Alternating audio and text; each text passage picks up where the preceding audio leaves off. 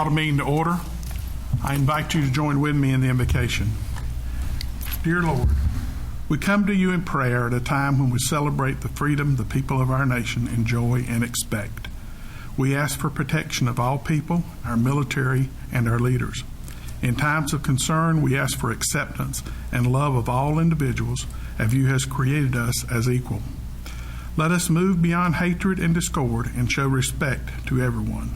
Make us the eyes and ears of the community so that we hear and see what is needed, and let us make decisions that encourage all to help one another. Lord, we ask this prayer in your name. Amen. Amen. Amen. Council, first thing, number 18 should normally be under a presentation.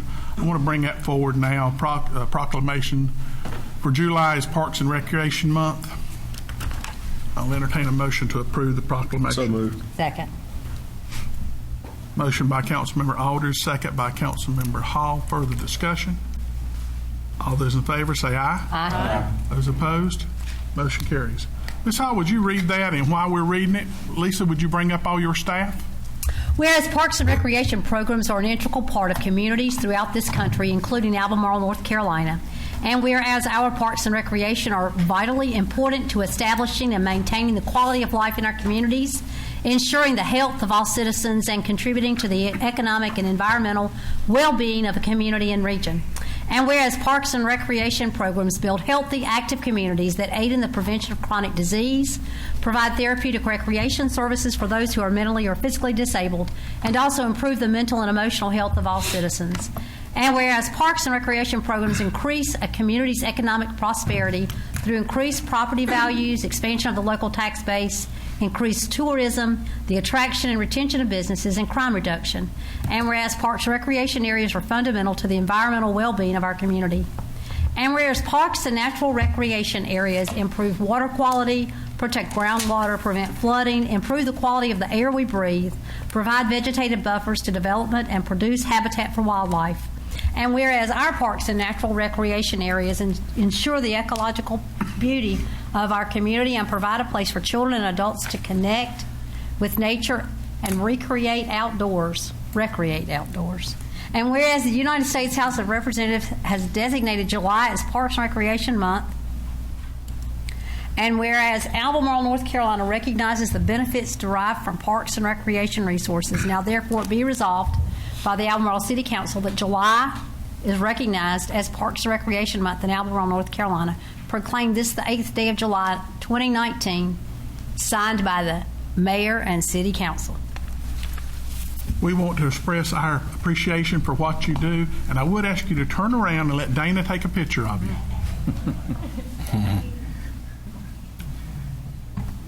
And that's only part of the staff. The rest of them are still working right now. Most of them are out in the parks. That's what Thank you. That's Thank right. you. Thank you for the t-shirt.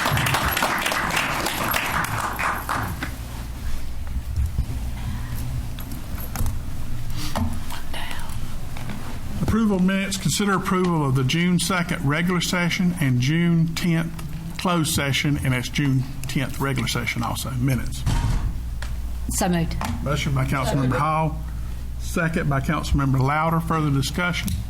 All those in favor say aye. Aye. Those opposed, motion carries. Next, we're going to move into public hearings, and we have several of them. The first one, let me ask, is anyone here to speak in regards to 802 Salisbury Avenue tonight? I've had a request to move this to the next meeting, but I need to know if anyone wants to speak tonight. Hearing none, council, I'll entertain a motion that we move this to the August 5th meeting. So moved. Motion by Councilmember Aldridge, second by Councilmember Louder. Further discussion? All those in favor say aye. Aye. Those opposed, motion carries. Number 5, consider ordinance 1922, the annexation of 12 acres portion of tax map number 6462 on Morgan Road. Staff, would you introduce? Mr. Mayor, did you want me to introduce this? Please. Okay. Sometimes we do the annexation, sometimes we don't. This is, let me pull that up for you real quick. This is an annexation request from Creeks Landing Holding LLC for an annexation of approximately 12 acres of an existing parcel that is in the county. And the purpose listed for that is to do a subdivision on the property. This is off of Morgan Road, and you can see where I moved my cursor right here. 52 is out here, so property is currently undeveloped. Is this what Michael Sandy is doing? Yes, this is a portion of there's a larger parcel that you see here. This is a small 12-acre portion of that along Morgan Road that they're requesting annexation for. This is a public hearing. Anyone who cares to speak for or against, please come forward.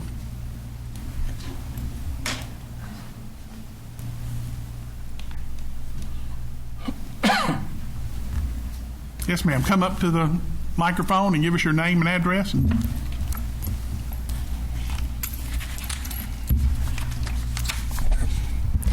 My name is Kim Faulkner.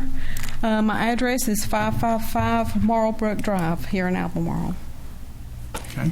I'm brand new at this, never participated in any council meeting at all. But I am concerned about this annexation. Living on Marlbrook Drive, I'm quite concerned about what kind of impact this is going to have on our neighborhood. The phase one looks like it won't catch us, but subsequent development will. I live at the next to the last house on Marlbrook Drive. The last house is where the cutoff to Marlbrook is. So I am very concerned that once phase one is up and running, that phase two is going to come through into our neighborhood. And phase one is 40-something houses. The traffic, just, you know how many houses, 2 cars at least for each house, and usually more. So once it gets to our neighborhood, there'll be hundreds of people. So we have a nice, quiet neighborhood right now. People get out and actually walk in the street and get their exercise. It's a kind of a circle. I'm in Windsor Hills in that development. So that's my concern. So if saying no to the annexation will stop that, then I'm against it. Council have any questions? Thank you, Ms. Faulkner. Thank you. Anyone else care to speak for or against?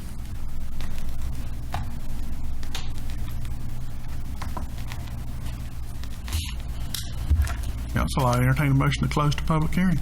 So moved. Motion by Councilmember Hughes to close the public hearing, second by Councilmember Hall. Further discussion? All those in favor say aye. Aye. Those opposed? Motion carries. Council, what's your wishes? There was, I didn't count the pages at all of the addendums to this in here today, but know that there's a lot of information in here and a lot of things for us to consider in this whole process. And I know this is the first of many steps in this. The step we're talking about right now is just the annexation part. Is that correct? Correct. That's the only thing we're talking about right now. That's correct. This is the annexation. Then following that, you have a zoning. Right. Just on the annexation, okay? Right. You've got the map up in front of you. Show us one more time. This is the property that is requesting. This is the current city limit sign limits right here. Gotcha. The boundary, and this is all part of this one large parcel that comes Right. down here. It's 60-something acres. Right. And 12.41 acres of it are requested to be annexed in right now. At this phase one. At this phase one, it's going to be its own subdivision, but for the For right now. grand scheme of things, they're looking at phasing this in as a larger kind of master plan development. On this particular piece, and I can't tell from that map, of that 12.4, oh, look at you. But of that Trying to help you out a little bit there. 12.41 total acres, can you give me an idea how many of those acres are currently in the city limits? I think it's just a little bit under 3 right now. Okay. Yeah. Gotcha. I mean, I can tell it's a portion, but, okay. Yeah. And Windsor Hills, Marlbrook, from that one, as Ms. Faulkner indicated, is That's down here. not touching the current 12.41. No, it's not currently adjacent. Further comments? What school district is that in? That's not something my department really deals with. Is this Out of curiosity. Aquadale, I think? Yeah. Okay. Why would we not do this? We all live in annexed neighborhoods, our traffic and that sort of thing. And with I have trouble, if we don't approve this, what would we approve in order to account for what growth we might have in the city? You want a motion? I entertain a motion. I move approval of the annexation. Hold on. I don't have no problem. I'm not against growth. I think this is a great thing for the city limits of Albemarle. But we done been down this road so many times. We got so many other subdivisions and things of that nature being annexed into the city limits and getting city resources, but yet and still they sending their kids and stuff outside the city limits to attend school. You know, I just got a problem if we can put some sort of contingencies on this stuff. You know, if you want city services and you in the city limits of Albemarle, we already talking about a declining school population, but we continue to add and send the kids into city limits of Albemarle elsewhere. You know, that's the only issue I got with this. You know, But that's not to do with this. That has to do with school board and how they district. If we annexing into the city limits, I think it got a lot to do with us. You know, we protecting the best interests of the citizens of Albemarle, including our school system. I totally understand where you're coming from, Mr. Townsend, and agree, but I don't know that we have legal authority to. Mr. Beaver, comments? You do not. Well, That was the problem with the original annexation we did, is the city never expanded its school system, the city school system. Isn't that what the grant Anderson High, you know, all that area when we did that big annexation back in the 80s, we should have coordinated with them probably, with all those kids in Woodcrest and all, Ashland High ought to be one of the Albemarle City schools right now. I mean, we've done the same thing with Park West. We've done the same thing. College. Yeah. But College. they have to initiate that. They have to initiate that. Thank you. Yeah, we don't have the only thing we'd Yeah. have It looked would like it's be conveniently. for future plans, to Designed have that a way. discussion with them about redistricting. I'm for growth, but Ms. Louder, you got a question? I just want one comment about, I voted against continuing with looking at that. I'm not against that, and I'm not against us doing this research and going ahead with it. What I was against was you ask a question, could they do so and so? I didn't even hear your question, but I knew it was a question, and they walked over it. Do you remember what you asked? I'm sorry, I don't remember what you're talking about. And that's what I was against, because you were asking if they could do so and so, and he never really answered the question. I'm not against the development, but I thought you wouldn't have asked that question if you hadn't have. I think you're probably talking about the legality question I had of staff that night. When I questioned something about legality, that's what I was asking, I think. Well, we never got an answer. Well, they said basically it was not illegal, so that was the answer. Okay. Yes, sir. Your Honor, the only concern that I have, and I'm all about growth and development, but the city, the infrastructure, when you talk about our police, fire, all that stuff, when I think, if I'm not mistaken, when the presentation was first given to us, the goal was to have 500 homes in there. Is that correct? Approximately 500 homes, yes. And if you take four citizens per just average each house, that's 2,000 people. I mean, what are we going to have to do as a city to be prepared to handle that? We hadn't had a 2,000 person increase in 15 years, Or more. unfortunately. So that's my only concern. You know, what kind of strain is that going to put if we approve this thing and say best case scenario, we do have over 500 new residences out here. What are we going to be prepared for that? We'll have to evaluate that and probably look at some of our resources and see what it's going to do. But this time, you're only talking 43. So annexation, that I think said 43 houses on it, am I correct? That's not going to happen. And point of clarification, right now, we're talking about the annexation. So to do one thing at a time, we're only talking about the annexation with this particular item number 5. Anyone else have any questions? I've got a motion on the floor by Councilmember Bramlett. Do I have a second? Second. Second by Councilmember Whitley. Further discussion? All those in favor say aye. Aye. Those opposed? No. 5-2. Moving on to number 6, consider ordinance 1924, the initial zoning of the 12.41 acres, portion tax record 6462, from county R20 to city R10. Staff, will you introduce? Thank you, Mr. Mayor. You'll see the attached application from Michael M. Sandy, who is representing Creeks Landing Holdings, LLC, for the aforementioned 12.41 acre parcel off of Morgan Road. The existing zoning is a small portion of it is R10. As you saw, it's inside the city limits, and the portion that you just approved annexation for is zoned county R20. The proposed zoning is to make the entire 12.41 acre parcel R10. The existing use there is vacant, and what is proposed is a cluster subdivision. This does say 400 lots. That is to come in the future, but right now it's the 43 units that are proposed. Show a little bit of information here. We've got so many different things in this application. I'm trying to do them sequentially for you and not get caught up too much on one. But here's your zoning as it exists right now. You can see County R20. The property is something like this. This is what's been annexed right here. Here's your city portion that's R10. This is all County R20. So that's a residential 20,000 square foot, approximately half acre lots. And then we've got 10,000 approximately quarter acre lots. That's what's allowed in R10. Same thing as what is over here in on Marbrook and as well as along Morgan Road and portions of 52 there. I'd like to show you real quick. Question. May I question? Sure. Go back to Yes, that ma'am. map again, please. I'm sorry. It's okay. So just that last one you just had.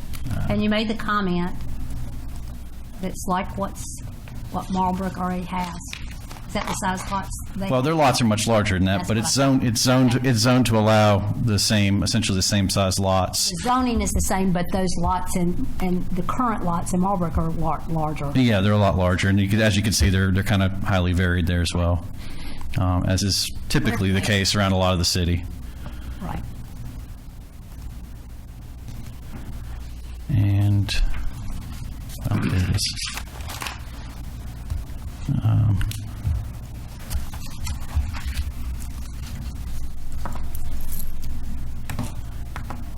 Here is the future land use map of the entire city, and the star is the approximate location of the subdivision. Here's a zoomed in area, and we're looking at property that's essentially right here. So this is labeled as a future growth area for the city. Since it is in the county, it was not given a city designated future land use. However, you can see it's surrounded largely by the general residential and the industrial, primarily general residential land use designation. Let me close these down real quick.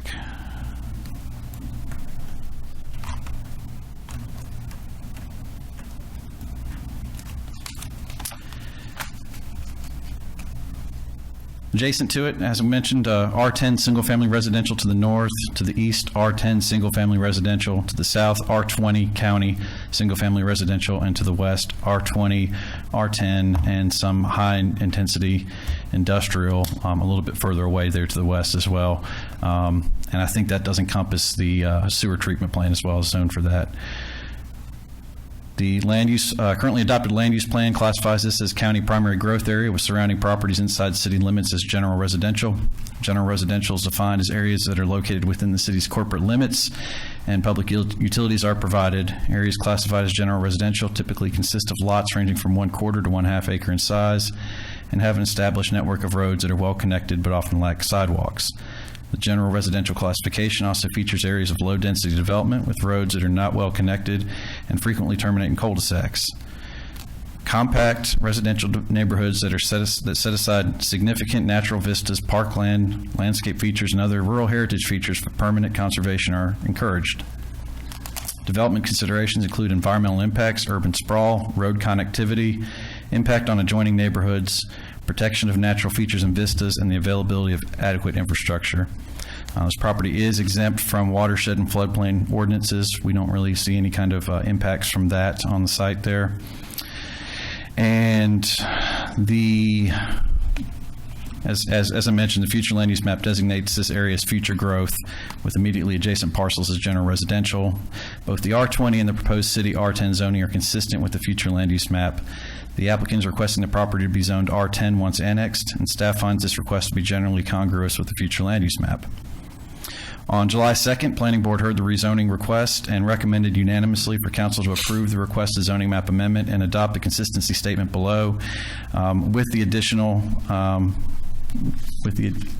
underlined text, which I'm not sure. Yeah, there was a recommendation to add some additional information in there. And those are your consistency statements there, which you can consider. This is what they added on to the consistency statement that was recommended for approval. And that would be that as part of these findings, council also deems it necessary to change the future land use plan to designate this parcel as general residential use, essentially just taking that new property line and moving that orange in there as well. Good question. Stay there if you don't mind. Sure. Again, we are, just for clarification, we're only talking about this 12.41 acres that has just been annexed That's correct. as moving it from County 20 to City 10. That's correct. With this being annexed, this is now city jurisdiction to zone it, to hear subdivision and conditional use permitting as necessary on it. Everything else is in the county, so it's really, you could talk about what the plans are there, but nothing's set in stone on that. But nothing right now other than changing it from County 20 to City 10. That's and you right. made the comment, there's so many parts of this. We need to make sure we stay within limits of which issue we're talking about. That's correct. This is a public hearing. Anyone who cares to speak for or against, please come forward.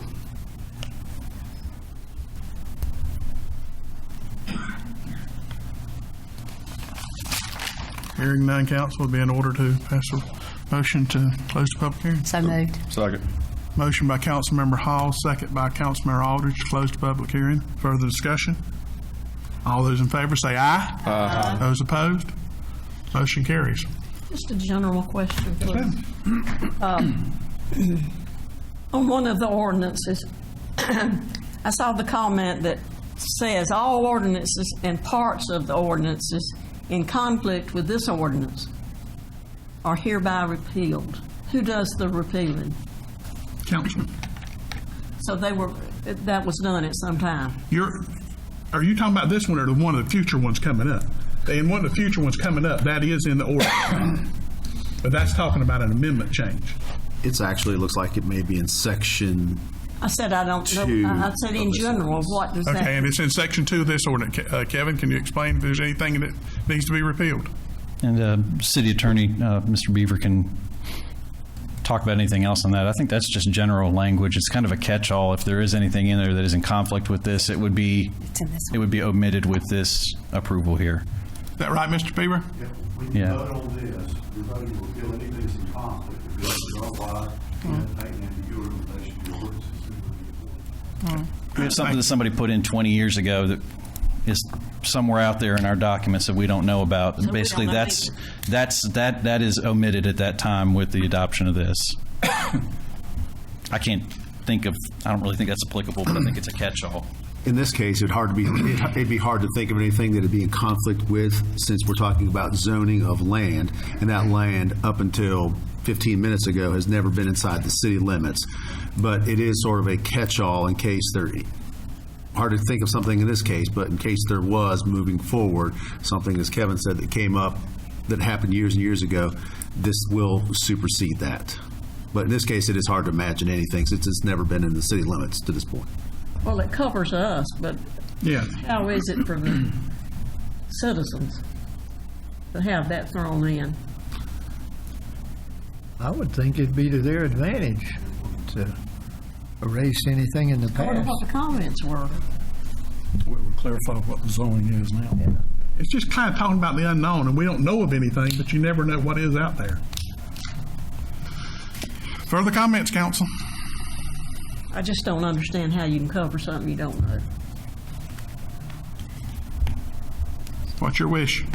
Move approve ordinance 1924. Second. Motion by Councilmember Hall, second by Councilmember Hughes to approve ordinance 1924. Further discussion? All those in favor say aye. Aye. Those opposed, motion carries. Number 7, Do we need to? Excuse me. We need to add that clarification, do we not? Did you adopt a consistency statement? yes, Ms. Hall, will you read the consistency The Albemarle statement? City Council finds the action to amend the city's zoning map to include the initial zoning of a 12-acre parcel off Morgan Road for R10 Single-Family Residential District to be consistent with the adopted 2028 land use plan. Council finds the single-family residential district zoning on this parcel to reasonable. Should say to be That's reasonable. what I thought. I'm going to add the word "be" in there, to Okay. be reasonable and in the public interest. As part of these findings, council also deems it necessary to change the future land use plan to designate this parcel as general residential use. Have a motion by Councilmember Hall, Second. second by Councilmember Bramlett. Further discussion? All those in favor say aye. Aye. Those opposed? Motion carries. Number 7, a major subdivision, 1901, Morgan Ridge Major Subdivision, residential cluster subdivision. Staff, will you introduce? Thank you.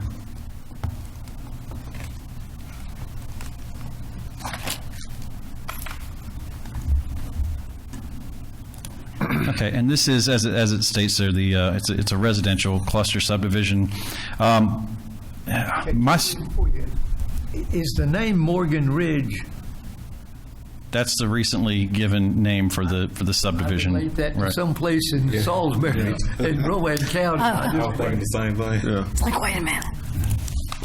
Seems like they have a wine associated with that. I think that's what the developers want, but I do think the name is part of the approval. So I think if there was some confusion, I think that's something you guys could probably talk about with them. But it was requested, so we went with it there.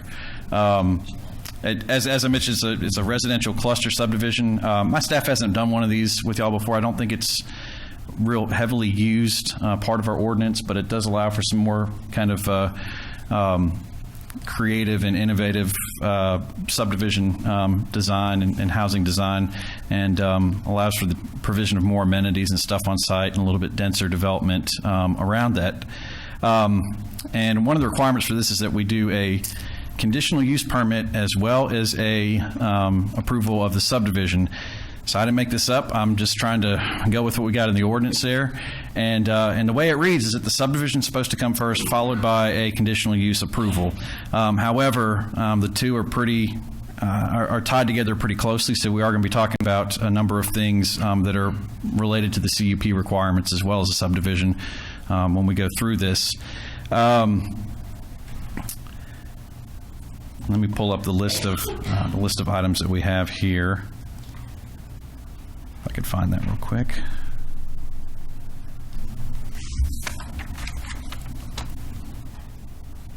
Where do we go here? Subdivision. There we go.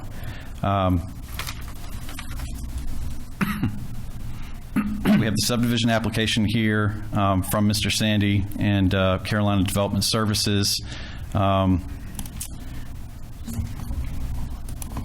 Featuring the checklist. This is pretty standard. Also, the receipt for the application and everything on there.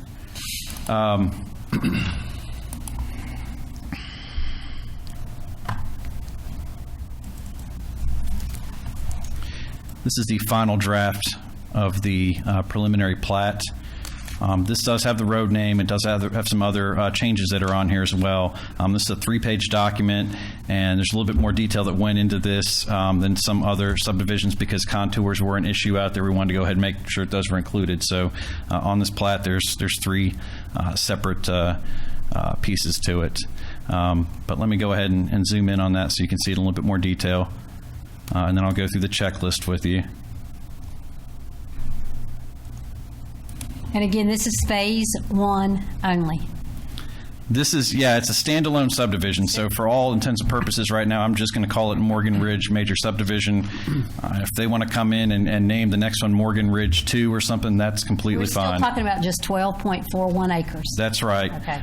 There are a couple things in here that may refer to the larger development, and I'm going to get to that in just a second. Let me pull up staff recommendations for you here. All right, this is a list of items that we have in the various different areas throughout the subdivision ordinance that have to be complete for administrative approval of a subdivision for the cluster subdivision. They've completed all of the preliminary stuff here. We do have some draft covenants placed on the subdivision. That is a requirement on the open space that's done on these, and we do have some comments on that. Everything else is completed there. Preliminary plat standards, the checklist on that is all complete. And we do have a couple things that were listed as not applicable because they really apply more to the kind of the townhome cluster options that we have, and that's not being done here. The traffic impact analysis was submitted, and I'm going to get to that as well in a second. Everything else is complete right here on the list. And let me pull that up. Now we combined the email that was done here as well as a kind of a summary and then the whole document for you there. It's pretty difficult to make it through unless you're a traffic engineer, Yes. But I wanted to be thorough and make sure you got it all. And we do have some requirements from DOT, some recommended requirements from them on the TIA assessment, and these are related to this TIA does cover a 500 units to be coming in on our roads out there on Morgan Road and then on 52 as well. So that was done so we could see what the entire impact of a larger development was going to be. They haven't broken down what this phase is going to be. They have not. Not yet. They may have done so since we spoke last, but when Planning Board heard it, we did not have that done. There are a few on-site requirements on this plat that were recommended right now. One was a 3-lanes. One was a eastbound right turn lane along Morgan Road with 125 feet of full storage and appropriate taper. Also, the construction of the northbound access A, which is now going to be called Morgan Ridge Road, approach with 2 egress lanes, 1 left turn lane and 1 right turn lane with 100 feet of full storage and appropriate taper, and then also a westbound turn lane along Morgan Road with 100 feet of full storage and appropriate taper. Those are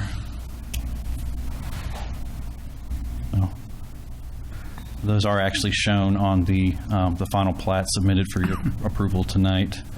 Those have been added in here. As you can see, there's the left-hand turn, the right-hand turn, and the coming out of Morgan Ridge, the left turn and the right turn as well. So those were done. The other items, construct a 3-lane section. I'm sorry? DOT do that. No, they haven't been done yet, but their DOT recommended those be required. They are shown in the plat, and so those will be done by the developer during this phase.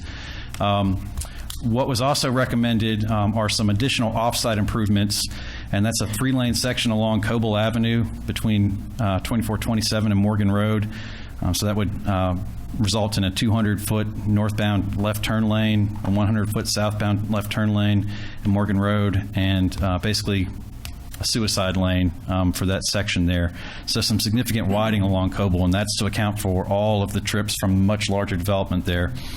DOT does own all the abutting property, and so they'd be willing, in the right-of-way, so they'd be willing to assist with that. However, that would be on the developer right now.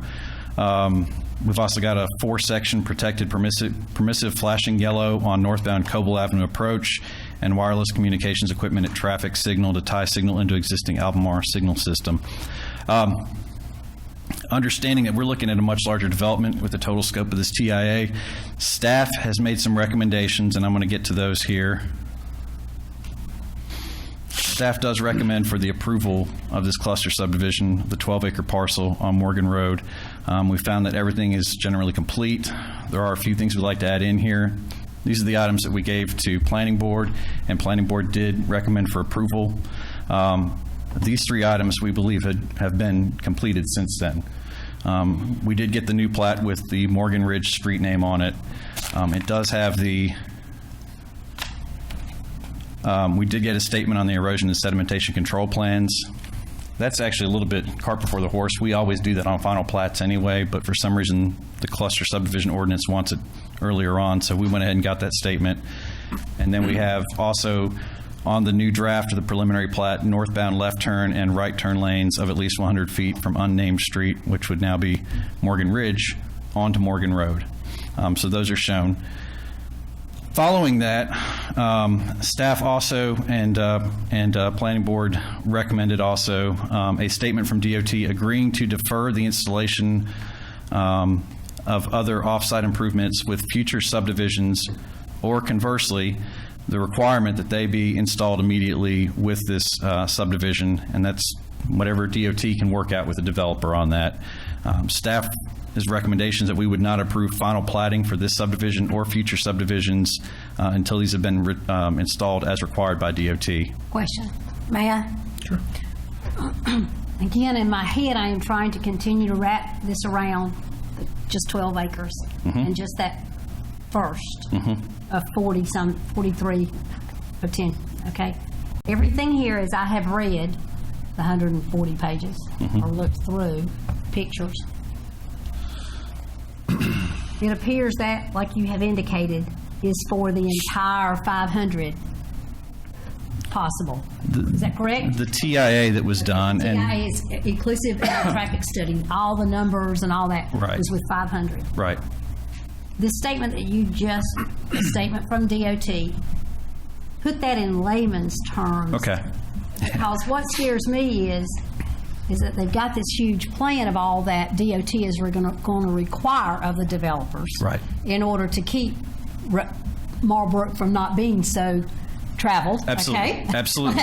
I'm trying to look at this by all, but what happens if we don't do but 40 and we don't end up doing any of this? Absolutely. Okay. And that's exactly where we're coming from with it. The main reason that the 500 or whatever that number was, the final number they had on there was used is just because of the cost of the studies and the time that takes to go into them. Oh, yeah. They want to go ahead and do the whole thing all at once. It was not broken down by phasing on there, but realistically, I mean, we know that a 40 unit subdivision there is going to have an impact, but it's not going to have it'll have most likely probably about a 10% impact of the total of what you see in that study. So we do think that while this is being developed, those on-site improvements right there at the intersection of Morgan and Morgan Ridge should go in place. They're shown on the plat, and we think they should be approved as such. And we do think the improvements on Coble Avenue should be done also, but staff feels it would be prudent to phase those in with the completion of the other phases as those come in. And right now, DOT needs basically a phase. They need some information on this individual phase so they can make that agreement. And that's what we're saying, is that if they don't agree to anything, if DOT says, hey, before even starting with your 40 units, we need you to make all the improvements on Coble Avenue, then that's what we'll go with. But if DOT can work out an agreement with the developer on this and say, yes, we'll wait until the next phase comes in for you to make these improvements, then we're willing to do that too. That has nothing to do with us. Is that correct? Am I hearing you? We're not requiring those. That's what DOT is recommended for approval there, and we're recommending that we go with it. Okay. But we're trying to be kind of realistic with this as well and everything, and proportional, I should say. Okay, now go back with me one more time. Sorry to ask so many questions, but I want to make sure we're on the same page. Okay. Okay, so big picture, and I'm just drawing this picture out in the air, okay? 2427 runs east and west. Coble Avenue crosses it north and south. That's right. And once you cross 2427 headed south, you're in front of what I would call the old prison, the DOT facility. That's correct. Am I right so far? Yes. Go on down, and Morgan Road is the first on the left. You'd go down to the bottom of the hill and up the next side, past D&M, up the next side, and Morgan Ridge would then bear off to the right. Is that correct? Yes. Okay. I just want to make sure that I understood this. Oh, absolutely. And I think if I ask these questions, other folks, thank you guys for I apologize if I didn't, no. if I didn't tell you There's that just- correctly. Yeah. No. There's just a lot. There's out a lot there. going on there. There's a Yeah. lot going on. Absolutely. And parts of this are black and white. Other are not. So Thank you. staff's recommendation right now is the plat be approved with what's shown on there. They've gone with the 3 localized improvements that DOT has recommended, and that's the left turn and the right turn off of Morgan Ridge. They have it listed as Road A on here, and then the left turn and the right turn into the development, because that is a major entrance into your development. Any way you look at it, whether it's 40 or whether it's 400 later, Right. it's a major entrance. The off-site stuff on Coble, if DOT will agree to phasing that in with new development with the developer, then that would be our recommendation that they be allowed to do that at that time. If DOT won't budge on it and insist that it be done, then so be it. But we do think it's realistic with the number of expected, with the number of units that are coming in with just this phase right now, that they'd be able to phase those improvements in as well. And help me again with phase 1. And this might not be asking it. Yes, it is. It would be asking, we can ask this right now. This phase 1, there's only one entrance. Is that right? That's right. Right now, there's one entrance in off of Morgan, and you'll see this comes down, and we have this would probably in the future end up coming into a cul-de-sac here. This would go to the adjacent property, which is also undeveloped, and that could link in with their development. And then this would continue on down towards Marlbrook and the rest of the future phases of the development down there as well. Where your cursor is, to the far right. on That's my- right. Okay. Yeah, right here. This is a public hearing. Anyone who cares to speak for or against, please come forward. And the applicant is here as well to speak, and he has information he can provide as well if you have any other questions. Both of you come on forward, please. Yeah, it'll be fine. Thank you, Mayor, members of council. Is my PowerPoint on here? I want to change screens. No, that's not it.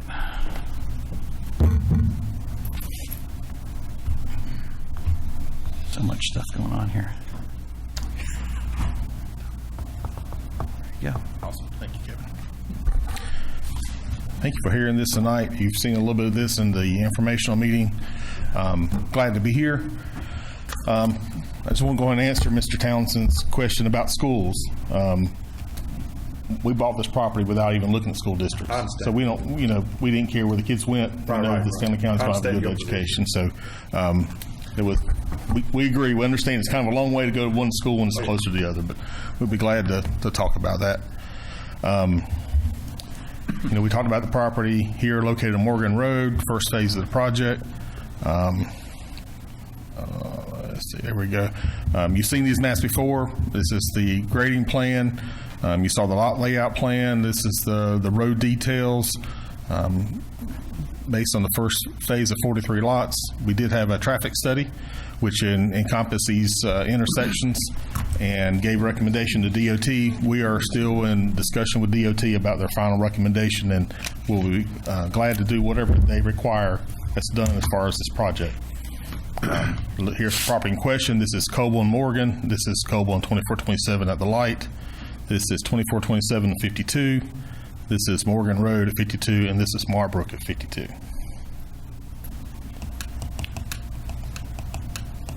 I didn't realize how much stuff goes into a traffic study until you actually read the report. And I think you did get a copy of that. Yeah, it was just in the multiple body of our pages. agenda. So I'm glad they have that job. And they did not spell Albemarle correct in 90% of their spelling. You can tell I read it if I found the Albemarle misspelling. Yeah, I caught that too, and I'm particular about how they spell Albemarle in Stanley County. But they didn't put an R in it. They just got the L and the B. They did. All right. The R10 cluster we were asking for is conditional use permit through this process. But setbacks are based on 4,200 square foot lot, which is a 58% reduction from the R10. Front setbacks are requested to be 20 from the right-of-way, side 5.04, rear is 12.6 with a lot width with 41 feet, and all the first phase will be 51 foot wide. It's a phase development with 3 to 4 phases and about a 5, and it probably could be more like a 6-year build out. Depends on how the market is at the time the builders start building. First phase is served by gravity sewer, and that's why you see a limited number of lots. We probably would have done more, but with the sewer issue we'll have to deal with engineer-wise, we decided to go ahead with the first phase and be sure this is going to take off as a positive project for the city. Sales tax revenue, of course, that's what the question earlier about fire department and police department protection. Your sales tax and ad valorem taxes, as those increase, would help increase the services that provided throughout the city. Of course, new citizens will be coming to town and growing local businesses and services. Of course, utility customers for city water and sewer and electric sales, which we've requested to be electric customers. Housing for the working and retired middle class. Rooftops to increase demand for chain store and commercial retail opportunities. And proposed regional 90-acre, approximately 90 acres, because we haven't finalized that, possible park to the Albemarle Parks and Recreation. Once the final phases come in, will be a. Let me say up front, you understand we are in no way accepting that parkland tonight. That'll be a future decision for some council in the future. We're very early in the discussion, and we would like to continue that discussion, especially in phase 2 and 3. Increasing tax base, 470 approximate lots, looking at a conservative $160,000 per lot increase in tax value. That's $72 million tax base for the city. Current rate would give the city $460,000 in new real property taxes annually. That's just real property. This is in addition to the share sales tax revenue and franchise fees based on population. Question, and again, guys, we're talking. This is the for the total. We look at 470 there, and then we look at 525 somewhere else. So we're really right this very minute. We're talking about 40. Yeah, we could break that out. And I think that in reality, that's what I've got to look at right now, because that's what we're talking about. Is 43. And I hate to throw that out there, but you know where I come from, Michael. Right. I mean, that's future. Hopefully by 2023, as I read things. Right.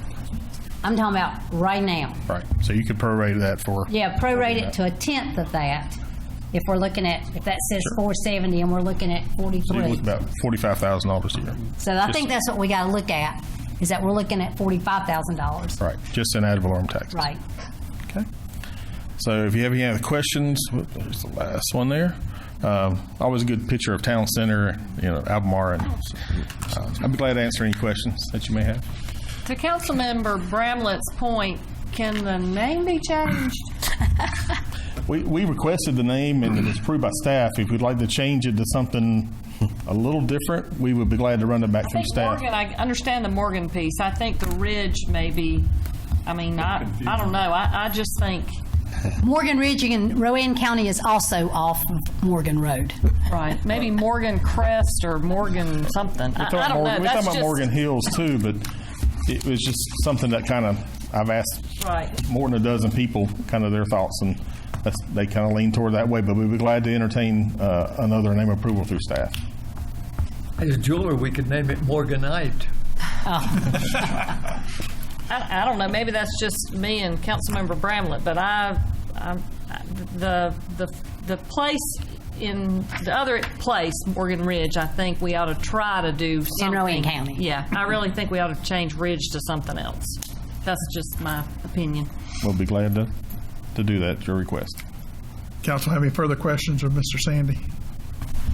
Michael, before you sit down, give me your name and address for the record. Michael Sandy, 2627 Breckenridge Center Court, Monroe, 2828110. Thank you. Ma'am, did you want to speak? Please come forward. And give me your name and address too, please. My name is Kay Inslee. I live at 205 Palmer Street here in Albemarle.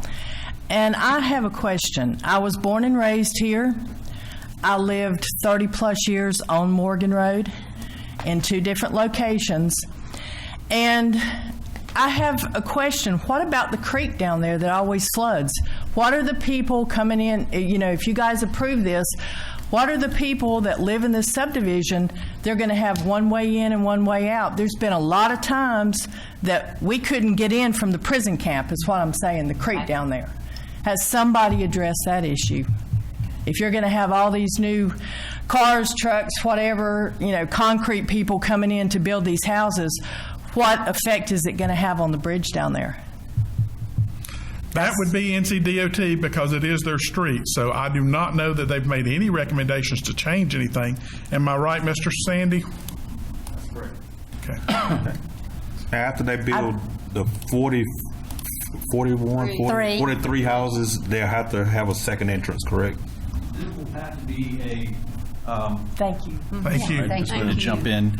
Per the fire marshal, there will need to be a second, at least an emergency access rated to 75,000 pounds for a full truck after 30 units. So they're not allowed to bring combustible material on site after 30 units. So once they get down to 30 houses that are done, they're either going to have to go ahead and gravel out that road to connect over to Marlbrook and just have it be just an emergency access, or with one of the adjacent property owners there, but they've got to get another way to get back out to another street access there. Mr. Sandy. There you are. Will you come back up to the page where you talked about ad valorem tax? Stop right there. Okay, so I'm stuck on this. Just to make it easy for my ignorance, if we're looking at estimated 470 increases to 460, let's just say it's about $10,000. Is that what we're thinking? For phase 1? Yeah, 10,000 per. Is that what it looks like? Yeah, I think so. Okay, so 10,000 per. And based on just what you said about that second entrance, they're good for 30, right? And once it hits 30, they gotta have that second in and out. That's per fire code. Combustible materials onto one of the lots. So 30 basically is a magic number for the first step. Is that correct? Right. So we're talking about, guys, 30 times 10. We're talking about $30,000 probably. Is that right? Is my math good, Michael? I'm going to go along with you.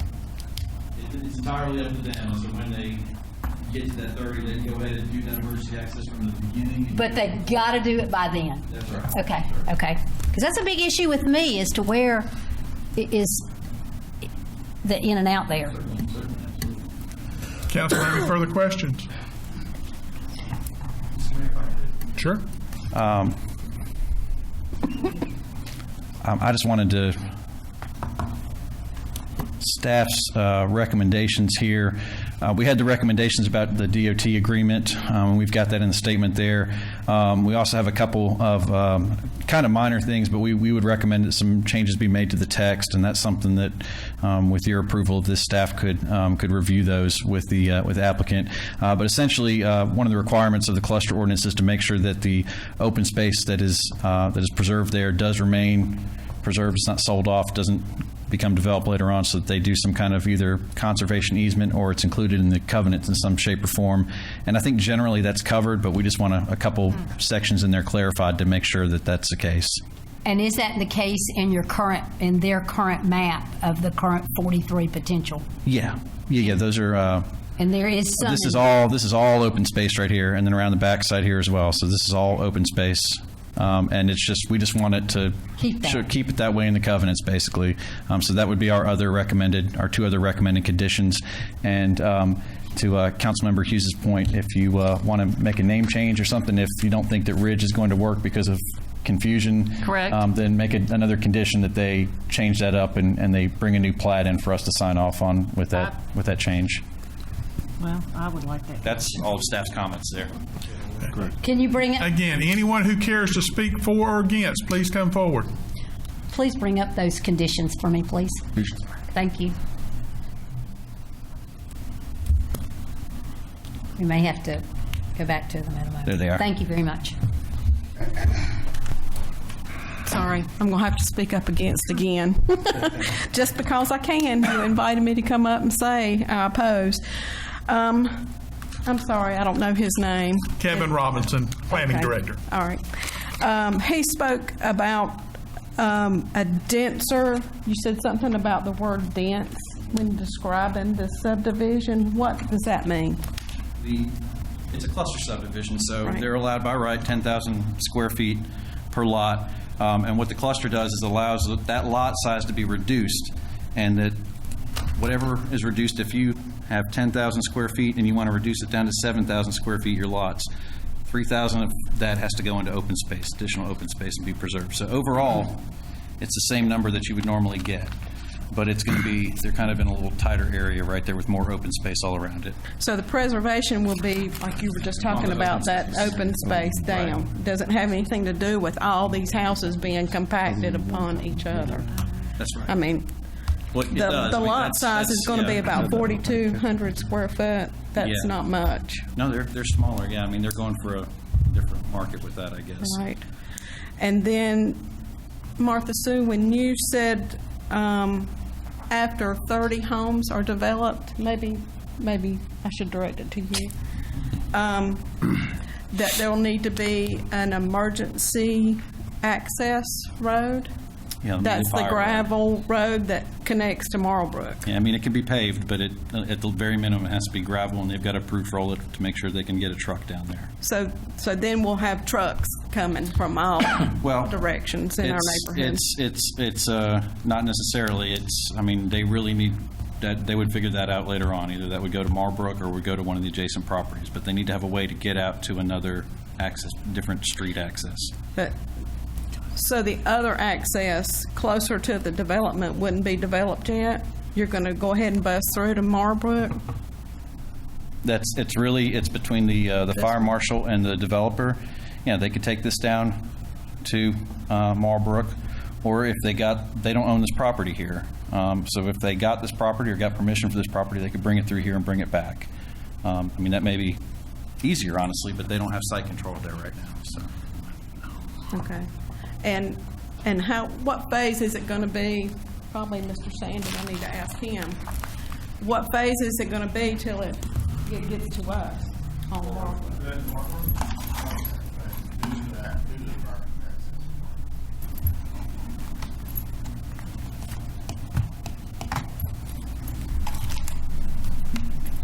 Okay. I still oppose. Thank you. Thank you. Thank you. Anyone else care to speak for or against? I'd like to speak. Sure. I feel for these two people that came because I'm a new councilman and I feel the same way you do. I don't understand these other people that have been on longer and I end up not getting what I need. A good example of that is when our Councilman Aldridge brought up the fact that we will pour in hundreds of students to Aquadale School. We're not going to give them any warning or anything. They just wake up with those kids, and all of them have lice. Or they have something that, when we have kids, we have health problems. We've got to find out, not just for Mr. Aldridge, but for me and other people that don't understand, that we can't keep doing some of the things that we're doing without people understanding better. I don't know what to do about it. But we need to look at these things closely. We had a councilman that brought that up. But you didn't hear any plans that we have a committee to look at that and maybe go to the school board and talk to them about it. Well, that just leaves me hanging. So somehow, we've got to meet the needs of ourselves, whether we're new or been here 100 years. And know that when you leave here tonight, that you've gotten the information you need. And I would ask you to make sure of that before they leave, not to say any other questions.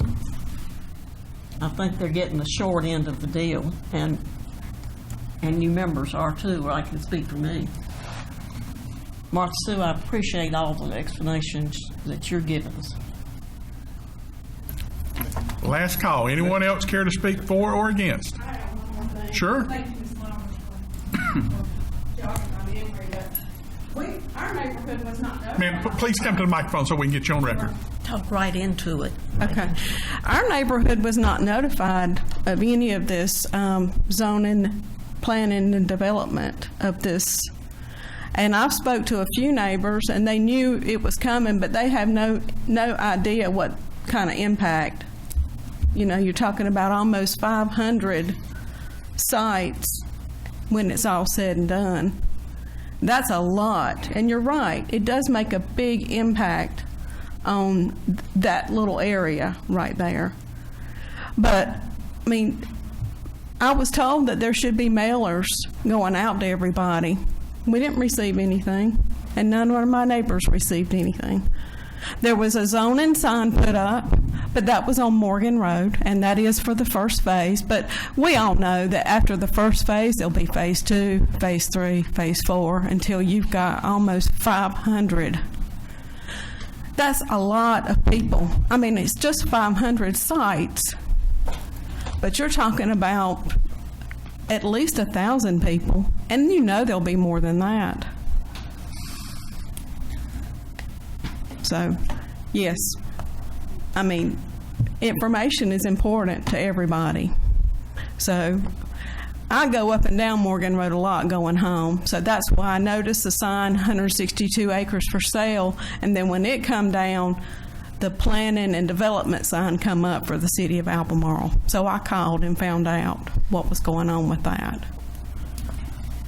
So the information is not there, and people do need to know. Thank you very much for saying that. Thank you.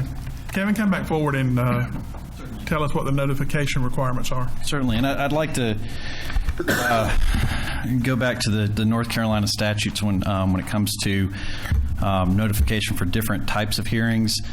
We've got really 3 different types of hearings tonight. We had an annexation and then a rezoning. Those are legislative. That's policy that y'all set legislatively, making law.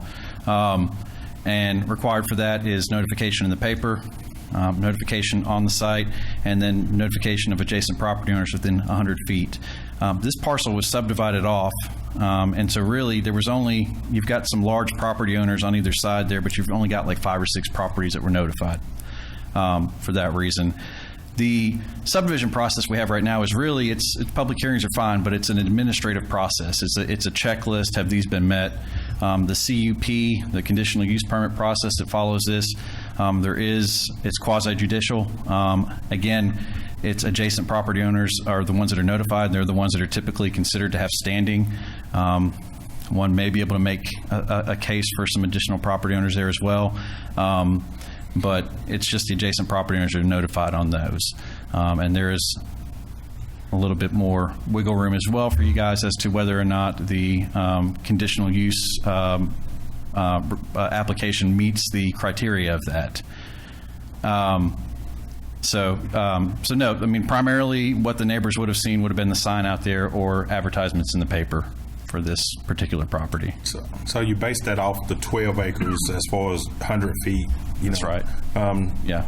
I'm just wondering, if we should have, since it could eventually impact a lot more people, should we had included? I mean, we go with what we've got in the ordinance and what's in the statute on it. Just it's hard for us to make those arbitrary calls. I mean, if we go with, we've got Marlbrook down there. If there's certainly the next phases, once that is right next to it, once that develops and everything, there's going to be some neighbors right there, but it's probably only going to be the first row of neighbors right there that would get notice in the mail that are within that 100 feet. I don't know where arbitrarily to draw that line. How much further do we go there? So we just go with what we're required to do in the ordinance on that. The signs will still be out there, certainly. But following up on that, do you, for reference, and I hate to throw you under the bus by asking this, do you have a map right now, a large map? Can you pull up a large map of, you may have it, I know it's within the body of it somewhere, that shows us, just so that we can be clear where those folks, I'm sorry to have asked you that. No, but that's okay. I mean, it's a very important notification, and I'm glad you're going back to talk about what the law says about notification. Well, let's see. Sorry. No, it's okay. I'm looking for something that has the parcels on it for you guys. That was a good question, Dexter. Well, there's the larger, the boundary. I mean, you can see what I'm talking about. This is Windsor Hills right here. This is the subdivision itself that's being considered. Can we tell from that where... There's one property right here, there's one here, there's one here, and there's a few across the street, and I'm trying to find... There you go. So it's this right here. So 1, 2, 3, 4, probably 5 or 6 properties, and then they would have gotten one themselves as well for the remainder of the original. And those letters would have gone out to those adjoining folks. Yeah, I think we have representatives from one of the properties here as well tonight. So from one of the adjoining large parcels as well. So, yeah. Council having further questions? This may be for Mr. Sandy. Are there any other developments, whether it be in Stanley County or any adjoining counties, that are set up like what you guys are proposing to do here? I'm going to say in my 26 years experience, there are none that are the same. Kevin and I talked about the way the ordinance was set up, and he agreed that they have never used this section of the ordinance. It was written some time before he came to work with the city. It's a little different, but it accomplishes what you want to accomplish. It's not overbearing, but it's not a shoe-in deal either. Some jurisdictions give you cluster subdivisions by right. You don't have a public hearing or conditional use permit. It's just you meet the ordinance, just like you said with the checklist, you're approved. Now, my question is, do you guys, or does this organization have another community that they developed, like already in the houses are already built, the neighborhoods are set up? Yeah, we don't build. We actually sell to developers to build. So we sell our subdivisions to other builders, and they're regional builders that build major subdivisions. I can't think of the names out offhand to go down the list, but yeah, we do. We do the development side and sell it to the builders. Usually the whole subdivision. Further questions? From a time constraint, I guess, are you under a certain time frame? Like, say, like if we left the public hearing open, and the reason I ask that, I'm looking at different people coming in at different times, and we as a council, we're on our summer schedule, meeting at 6 o'clock. Most people, I guess, when they think in terms of council meetings, they thinking in their mind 7 o'clock, even though it was properly advertised through notifications. Would it put you at risk of anything if this public hearing was held over? Well, our engineers have already to submit for permits with the state. They have to do that with the state water quality and erosion control. That we are all waiting on this approval in order to do that. So we are working with a local engineer. Chamber Engineering is doing our work, and we are at your mercy for approval to move forward to the next step. Follow-up question. Thank you. Follow-up question. So you're waiting on, and this may answer the last speaker's question. Did I just hear you say that the next step for you all will be probably to Dean, actually, to get the water quality? Right. And would part of that discussion with Diener be taking in consideration the issue of what happens with the creek and that kind of thing, or is that solely DOT? Well, and to say the last part of you missed. Or is that solely DOT? I mean, it's a road, it's a bridge over a creek that floods. Right. Is that something? I don't know if that's fair to ask. That hasn't came up yet, but they, the flood maps FEMA rules the Right. flooding stuff. But as far as, if you could do that in consideration, think about everything on 52 that floods during, Right. Right. we can't fix that too. But Right. that's, we do that, take that into consideration, and I'm sure the traffic study did, take that consideration of a creek that has floodplain on it. Gotcha. But Thank you. none of this development has any floodplain on it. Okay, thank you. First phase. Any other questions? Any more questions? Again, does anyone in the audience have anything to say for or against? Or any questions we haven't answered? And just for folks who have come in, should we say where we are on the agenda? Could that help so that... We are on the Morgan Ridge Major Subdivision number 7, talking about the residential cluster subdivision. Thank you. Okay. Entertain a motion to close the public hearing. So moved. Motion by Councilmember Hughes, Second. second by Councilmember Bramlett. Further discussion? All those in favor say aye. Aye. Those opposed? Motion carries. It'll be in order, whatever council wants to do. Let me get this straight. We have annexed the property, and we have rezoned the property, and if we don't approve this, we're not going to let them build houses on that property. Is that right? Just to clarify, because it's a little bit confusing. This is the cluster subdivision is a two-step process, and for whatever reason, our ordinance says do the subdivision and then do the conditional use permit afterwards. But after this, if this were to pass, you have a conditional use permit that you need to consider. I really think we need to fix the ordinance so it's the other way around.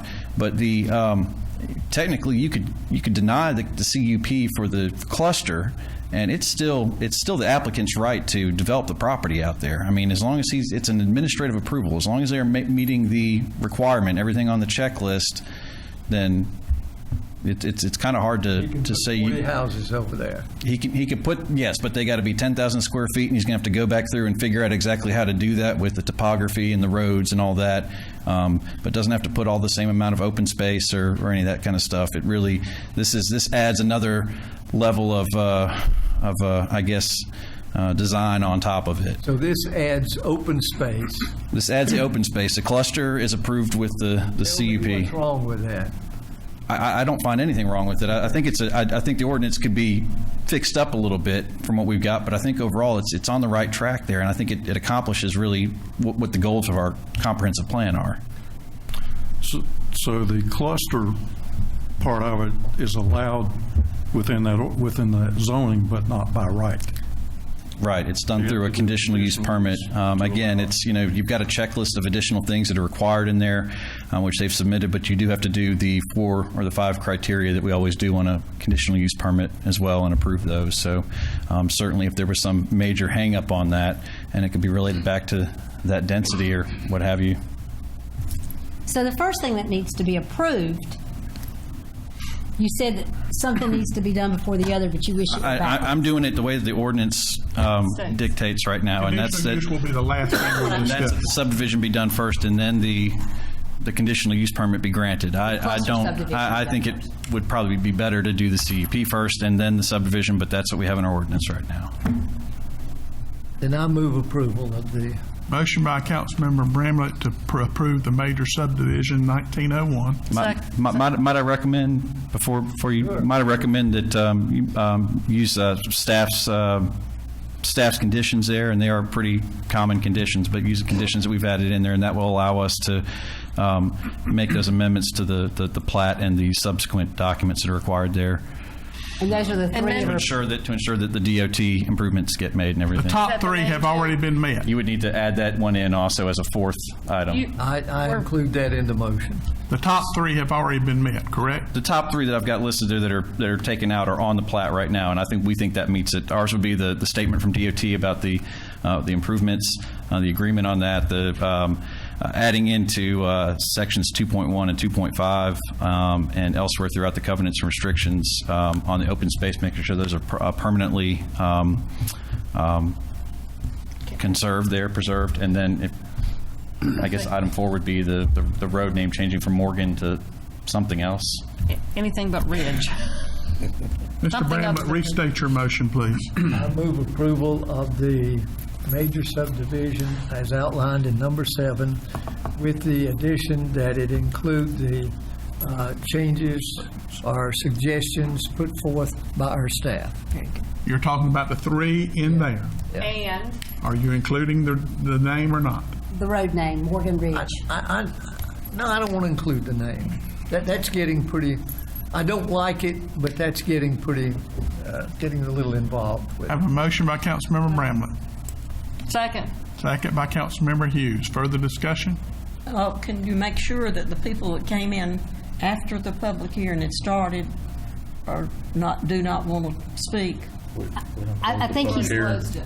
We've closed it. Close the Said, are public there any questions, but I asked for questions and before we close the public hearing. Anybody else? okay. Okay. Have a motion and a second. All in favor say aye. Aye. Those opposed? Motion carries. We're moving to number 8, a conditional use permit 1904, Morgan Ridge Residential Cluster Subdivision. This is a little different. If you care to speak on this one, you must be a witness who has standing. In other words, you have to have some reason that it affects you. And if there's a ruling that needs to be accomplished, our attorney, David Beer, will decide whether you have standing or not. Council, you also have to have disclosure whether you have any conflicts in making this decision. No conflict. Hearing none, we'll move forward. Anyone who's going to care to speak for or against, please come forward and let me swear you all in at one time. And they have to have standing. Okay. Got it about right behind right behind there. Left hand on Bible, raise your right. Do you swear or affirm that the testimony you're about to give to be the truth, the whole truth, and nothing but the truth? So help me God. I do. Kevin, will you start? Thank you. And I'm going to maybe fumble through this a little bit. I think Nostra got used to doing the CUPs and haven't done one in a while. So, again, this is essentially the fourth part. This is the approval of the cluster, allowing the smaller lots and the increased density along the road there in exchange for the open space that's being allowed there. Here's the application from Mr. Sandy and from Carolina Development, LLC. And in here are the responses as well. And I'm going to pull up. Let's see here.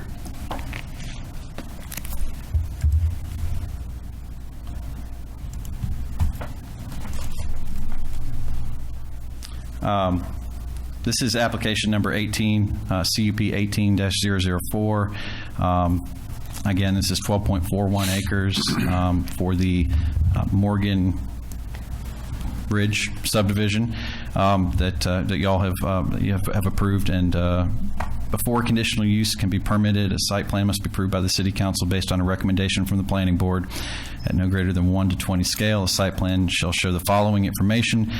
Staff included that checklist before. You could see those items on there that were additional as part of the CUP application as well. And I'm going to jump back and forth between the application. If you're okay with it, I'll include your comments on here, if that works well. The first, you want to go right into these right now? Sure. Okay. The first item, the use will not materially endanger the public health or safety if located where proposed and developed according to the plan is submitted and approved. Find that for you real quick.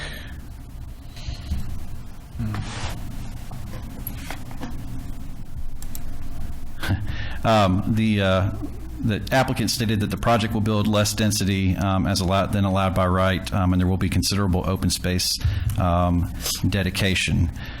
As well, the project, just a second here. That's it, okay. Staff does not find the proposed residential use or density to be detrimental to similar surrounding residential uses. Improvements will be made in accordance with DOT requirements to ensure that vehicular use functions as normal on the site. Condition number 2 is that the use meets all required conditions and specifications. The applicant's response was that the project meets and exceeds ordinance requirements. Staff states that requirements for cluster subdivisions have been provided or have been provided for. The one item there would have been DOT's requirements, which you included as a condition for the subdivision approval. Item number 3, the use will not substantially injure the value of adjoining or abutting property, or that the use is a public necessity. The applicants responded that the project will improve property values in every aspect. Staff response is that while we don't have the expertise to give an informed opinion on this, however, the proposed prices for the future homes in the subdivision are at or above the fair market value listed in the Stanley County tax records for similar properties in the area. So we believe that in some way answers that, but we're not real estate experts, so we can't really tell you otherwise how that might impact it. Item number 4, the proposed use is in harmony with adjacent uses in terms of location, scale, site design, hours, and operating and hours of operation and operating characteristics.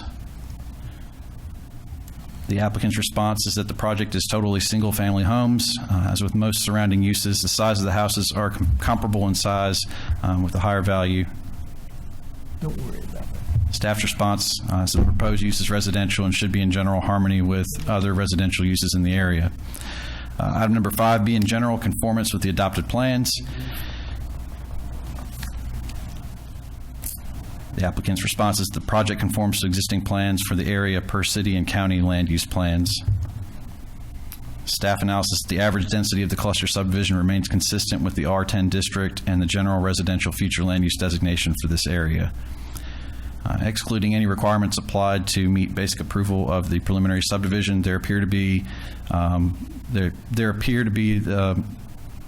are additional conditions recommended by staff for the property at this time, and that was included in the subdivision. Sorry about that.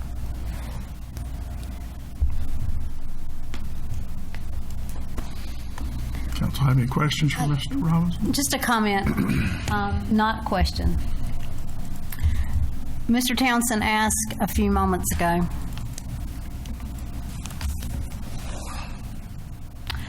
what the timing was for all this. Step 1 was to annex. Step 2 was to change. Step 3, The zoning. is the zoning. Yeah.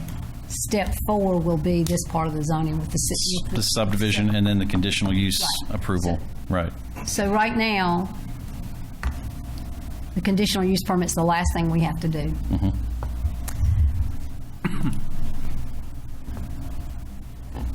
But I keep thinking about something you just said, Mr. Townsend, and it may not be that, but it's resonating within me.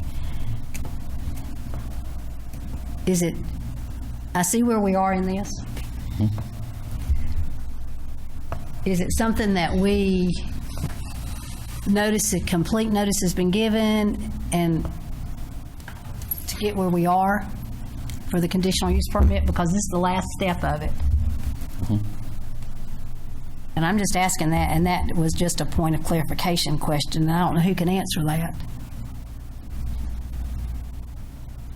I know it's late in the process to ask that, but it's just continuing to resonate within this brain. I don't know. Yeah, I mean, you're complete. You want to know what Well, about no, notice? This just continues, is resonating within me about, and I've asked for, and I feel confident, signs and letters and what legislative we are supposed to do. Okay, I'm not questioning that because you have given that back to me. I don't know. I just thank you for giving me the opportunity just to ask that, or just to bring that back out. Just continues to resonate, and I know where we are in this process. Council have any more questions for Mr. Robinson? Mr. Sandy, you care to just come forward? Yes. Anything you want to say? I think we gave our responses here, and I'll be glad to answer any questions based on. Council have any questions for Mr. Sandy? Okay. Ask one more time, does anyone care to speak for or against? This is a public hearing.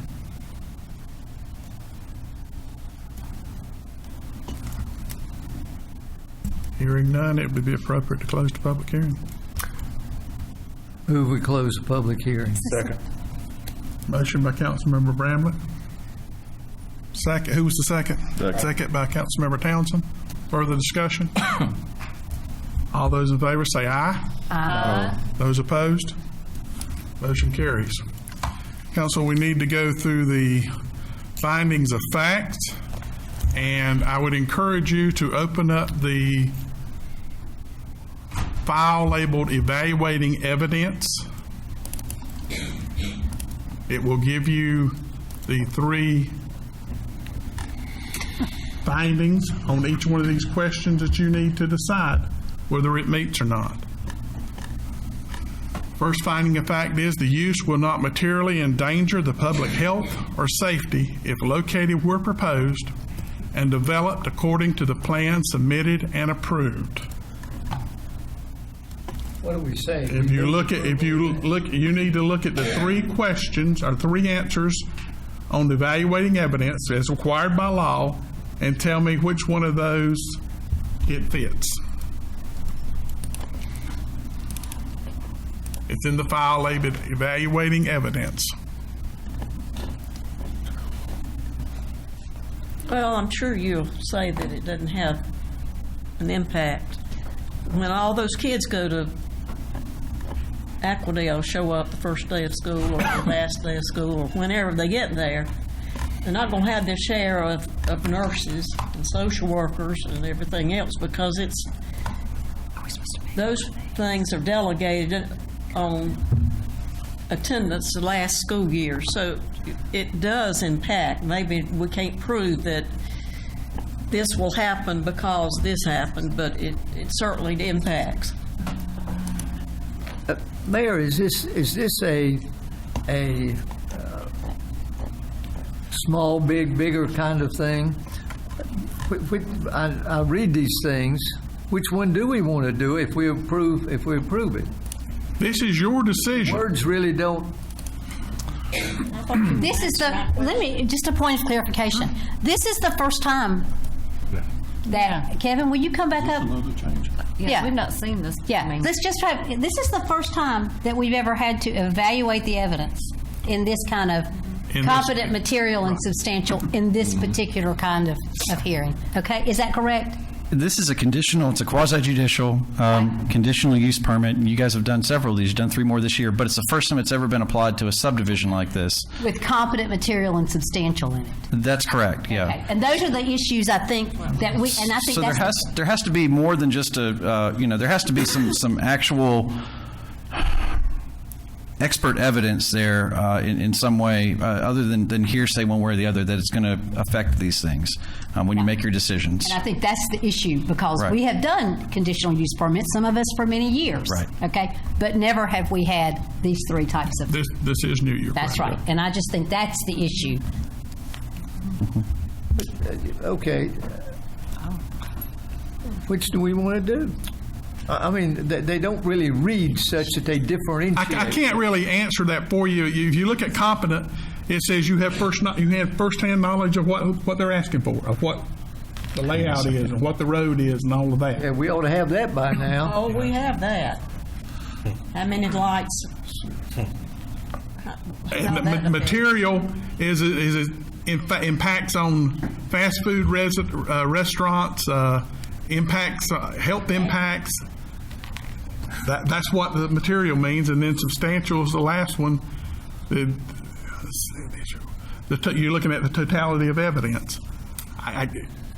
What staff is asking, you need to use one of those 3, since this is a new process and we haven't done a cluster subdivision.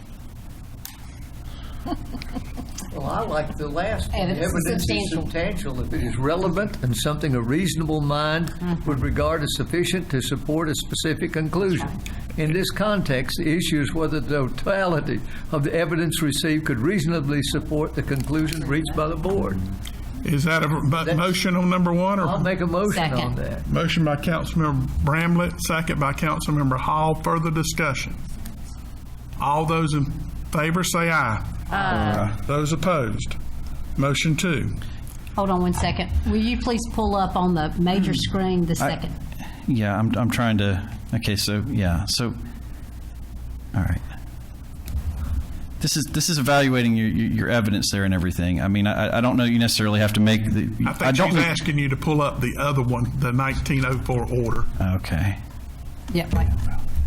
The use meets all required conditions and specifications.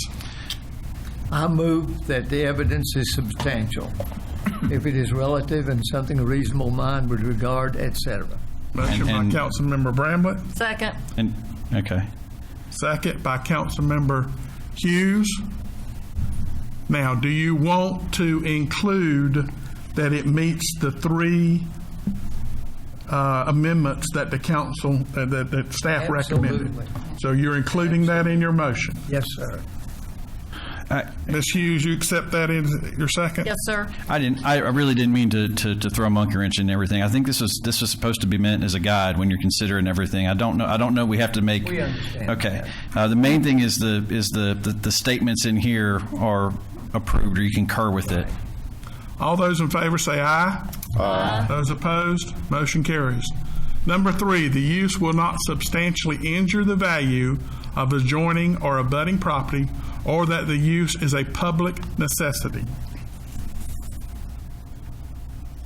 With the data given to us on the average cost of tax values and that sort of thing, I move that we say the evidence is substantial. Motion by Councilmember Bramlett, second by Councilmember Hall. Further discussion? All those in favor say aye. Aye. Those opposed, motion carries. Number 4, the proposed use is in harmony with the adjacent uses in terms of location, scale, site design, hours of operation, and operating characteristics. So moved. And which one? Second. Motion by Councilmember Hall, substantial. Substantial. Second. Second by Councilmember Hughes. Further discussion? All those in favor say aye. Aye. Those opposed, motion carries. Number 5 is it must be in general conformance with the adopted plans. So moved, based on the land use plan. Talking about substantial. Substantial based on the land use plan. That will be added to our land use Right. plan. Okay. Motion by Councilmember Hall, second by Councilmember Whitley. Further discussion? All those in favor say aye. Aye. Those opposed, motion carries. Thank you very much. Do you not need, is there not another Yeah. part to that? No, I thought there was something else. Do we need to approve the order, or is it You just need to that approve the does it? 1904 ordinance. Maybe just in case. Council, So moved. motion by Councilmember Hall to approve the ordinance 1904. Second. Second by Councilmember Hughes. Further discussion? All those in favor say aye. Aye. Those opposed? Motion carries. Mr. Sandy, would you introduce yourself and how they can get in contact with you with all the people in Windsor Hills? So if they have questions and that you will work with them to resolve any issues they have? Absolutely. I'll meet. Would you turn around and do that, please? Sure. You want my phone number or address? I think they Give would. them your phone. Give them your phone number, and you can do that out in the hall. But I want you to make sure they know who you are. All right. Thank you. Thank you. Anybody who wants to talk to Mr. Sandy, he'll be glad to meet you in the hall.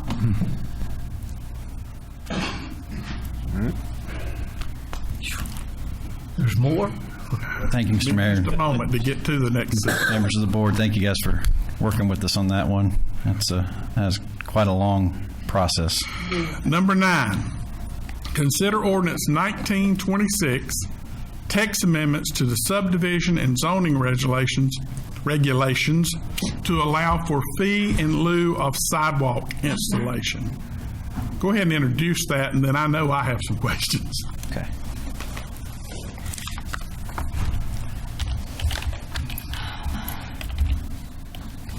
Okay.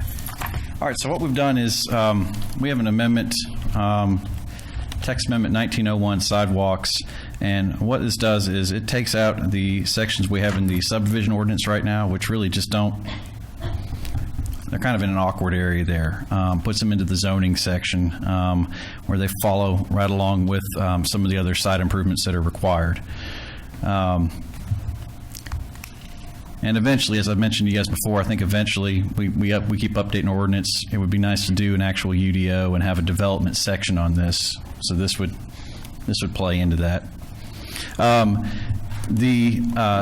What we've done is in the zoning section, rather than put them somewhere else, we've created a whole new section on sidewalks. So it's 92.092 sidewalk and pedestrian amenities. It's a new section, and I'm gonna go ahead and pull up the text so that you have any question about that.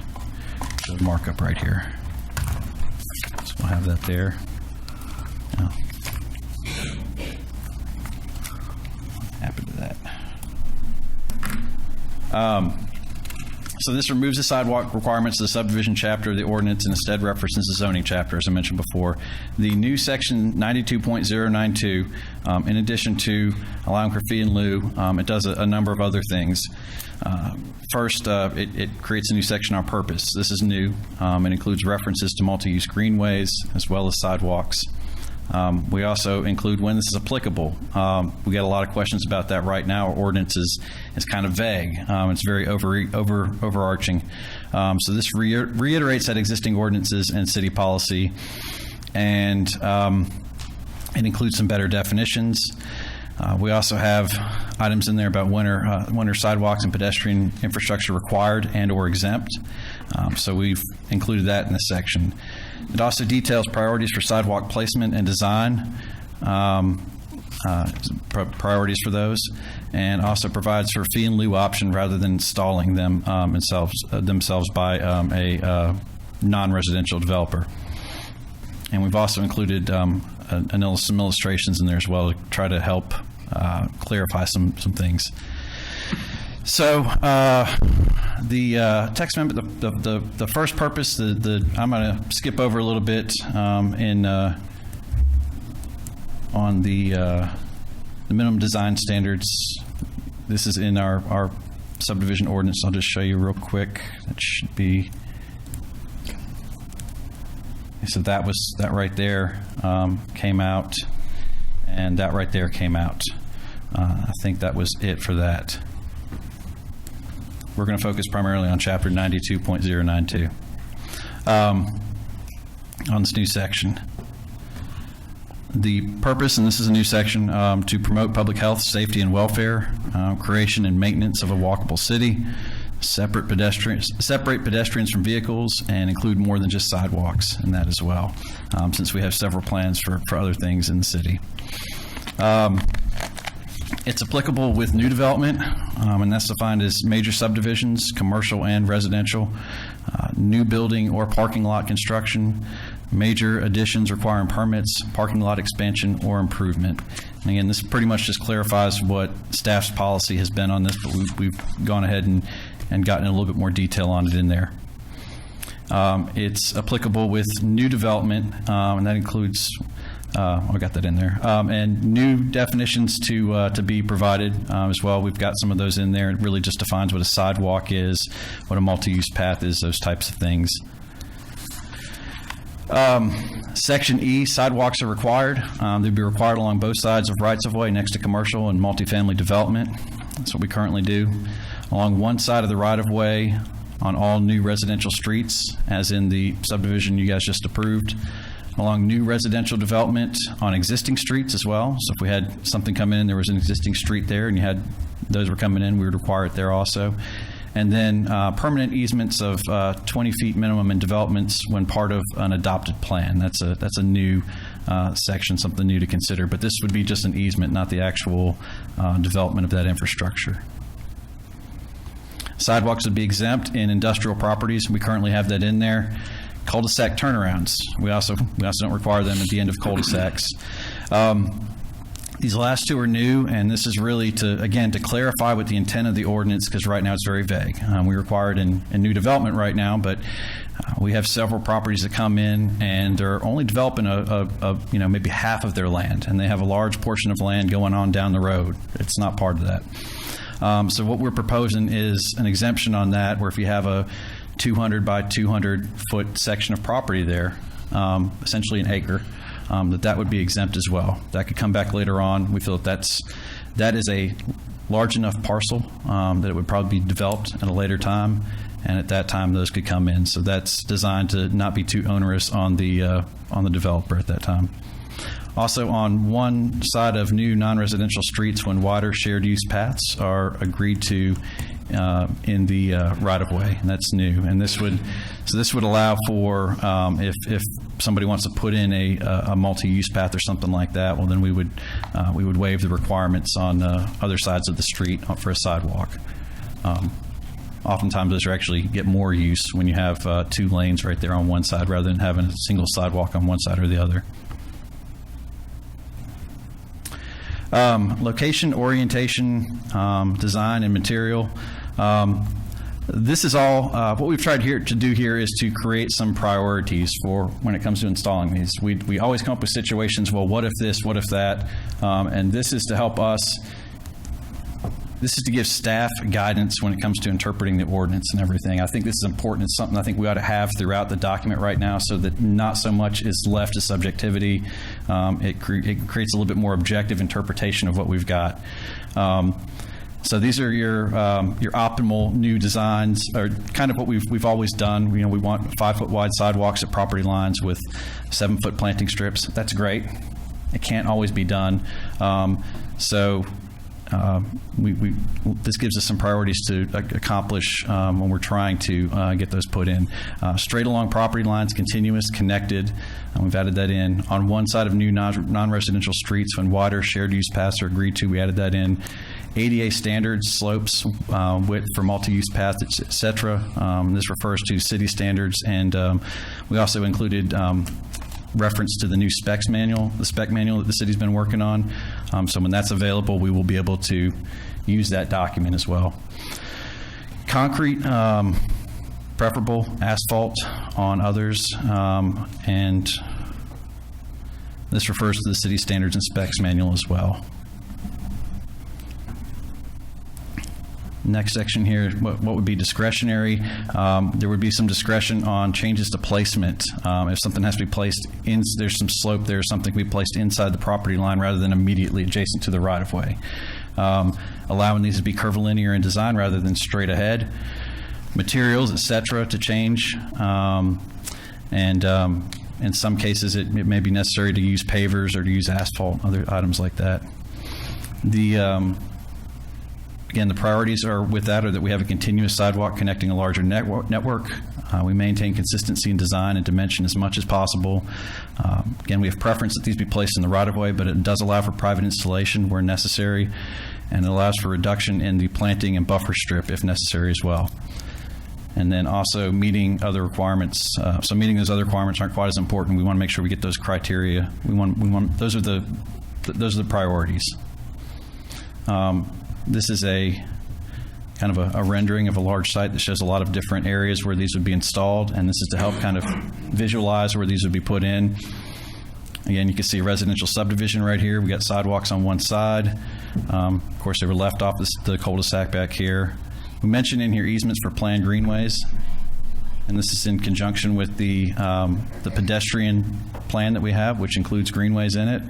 And these would be a minimum of 20-foot wide, and we would work with the developer on where those go. But if they've got a major subdivision, it shows them going through there, we would work with them to make sure that those go in the easement, not the actual trail itself. We don't have any requirement for that to be built at this time. New sidewalks with planting strips right here, again along here. So this is to help. Again, right here, here's your undeveloped commercial area. This is one parcel. This is not being built on. They've got over 200 feet right here. It's a big parcel, so we would not require it at that time. We'd allow that to come back in the future. And the 200 feet, again, it's a number. It's somewhat arbitrary, but we did try to base that off of kind of some average dimensions you would see coming up and down commercial corridors. And the idea being that you would have an acre parcel there or so of land that you could develop later on, and that those improvements would be made at that time.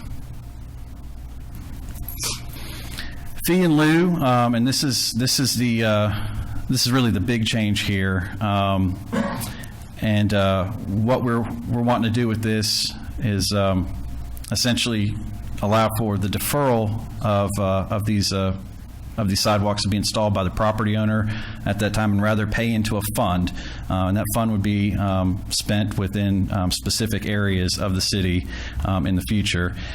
So the process for that would be that they would receive approval of site plans with sidewalks shown on them as required, as we always do. It would be their option to choose to install those as shown on there, or they can apply for the fee in lieu. They would provide the estimate for the construction on those, and then the city, Public Works, and staff would look at those numbers and make sure that would work out. They would also provide any easements if necessary. If they go across private property, an easement may be needed for that sidewalk, so they would provide that. Once that's all done and approved, the owner would pay 80% of the agreed upon cost. So that's the incentive for doing it this way. The responsibility of the city, as laid out in the ordinance, to maintain clear records and accounts of each one of these projects and how the funds have come in, to use the funds in combinations with others or alone only for pedestrian improvements, and improvements must be within corresponding pedestrian improvement zones, and I have a map to show you as well with what we're proposing with that. And the funds must be used in the pedestrian improvement zones within 5 years from acceptance of payment. So we can't just hang on to these indefinitely. If somebody pays in to have improvements done in their zone along their section of road there, then the city can wait, can take a few years, can compile different funds, it can do a large section all at once, but those fees have to be used in that zone within that 5 years. And I'm going to show you a different one here. I'm not going to show that map. And we also, failure to comply standard, we included some standard wording about violations of the zoning ordinance in there, which is really already applicable, but we felt it'd be good to have in this section as well. And with that, let me also pull up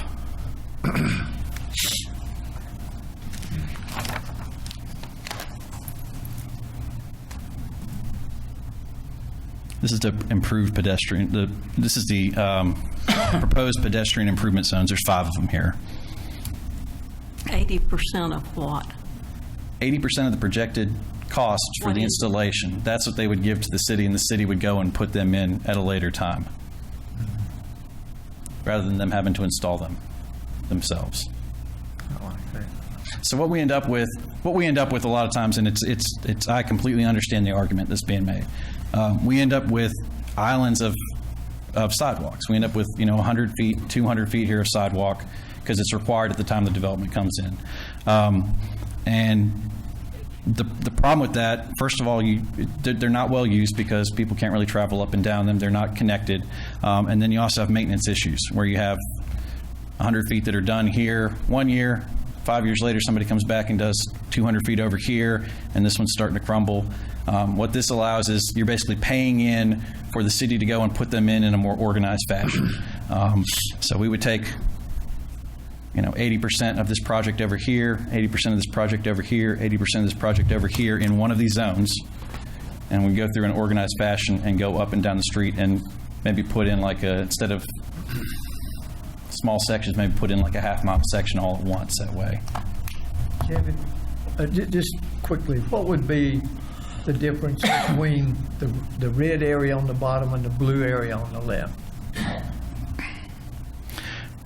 With this, really what we were trying to do is we were just trying to break up in kind of a sensible fashion commercial road frontage is what we were trying to do.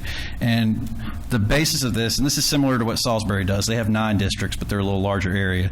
The basis to this is that somebody up here on 52 isn't paying in to improvements that are coming in all the way out here. They're paying into something that's going to be more localized and within reason, within a number of years or decades, those sidewalks that they paid into are eventually going to reach them. They're going to go down that entire corridor and they're going to get to them. So when you talk about a 7-foot strip, planting strip, would that apply to every one of those areas? Because I can see in a business area, you might not want a planting strip. I mean, I think it's a good standard to try to have, but I mean, 52 is a prime example. 52 has very little right-of-way. There's a lot of topography there, and we need some flexibility to work on. We want to get them in, but we need some flexibility to, on where they go, and they can't. If it's new residential subdivisions, we can get them all done right next to the property line, and we can have this nice grass strip there, but it's not always like that. A lot of times you're going back and you're having to put them in where you can get them in. That's what we have been doing. What we've got in the ordinance gives us some criteria to base those decisions off of, and I think that's important because right now we don't really have anything. Mayor, I think I'm for this, but I'd really rather have more time to study. And we can do that. I only have 3 questions on it. Number one, I'm not sure I agree with the 80% because you're telling this developer he's got to put it in at the full 100%. It's an option. Then you're going to give this one over here that wants to use it. I can do it and only give them 80%. I don't know that I agree with that. I think they should pay the same 100%. And that's entirely up to y'all. We were trying to incentivize the system. The way we have it set up right now, it is optional.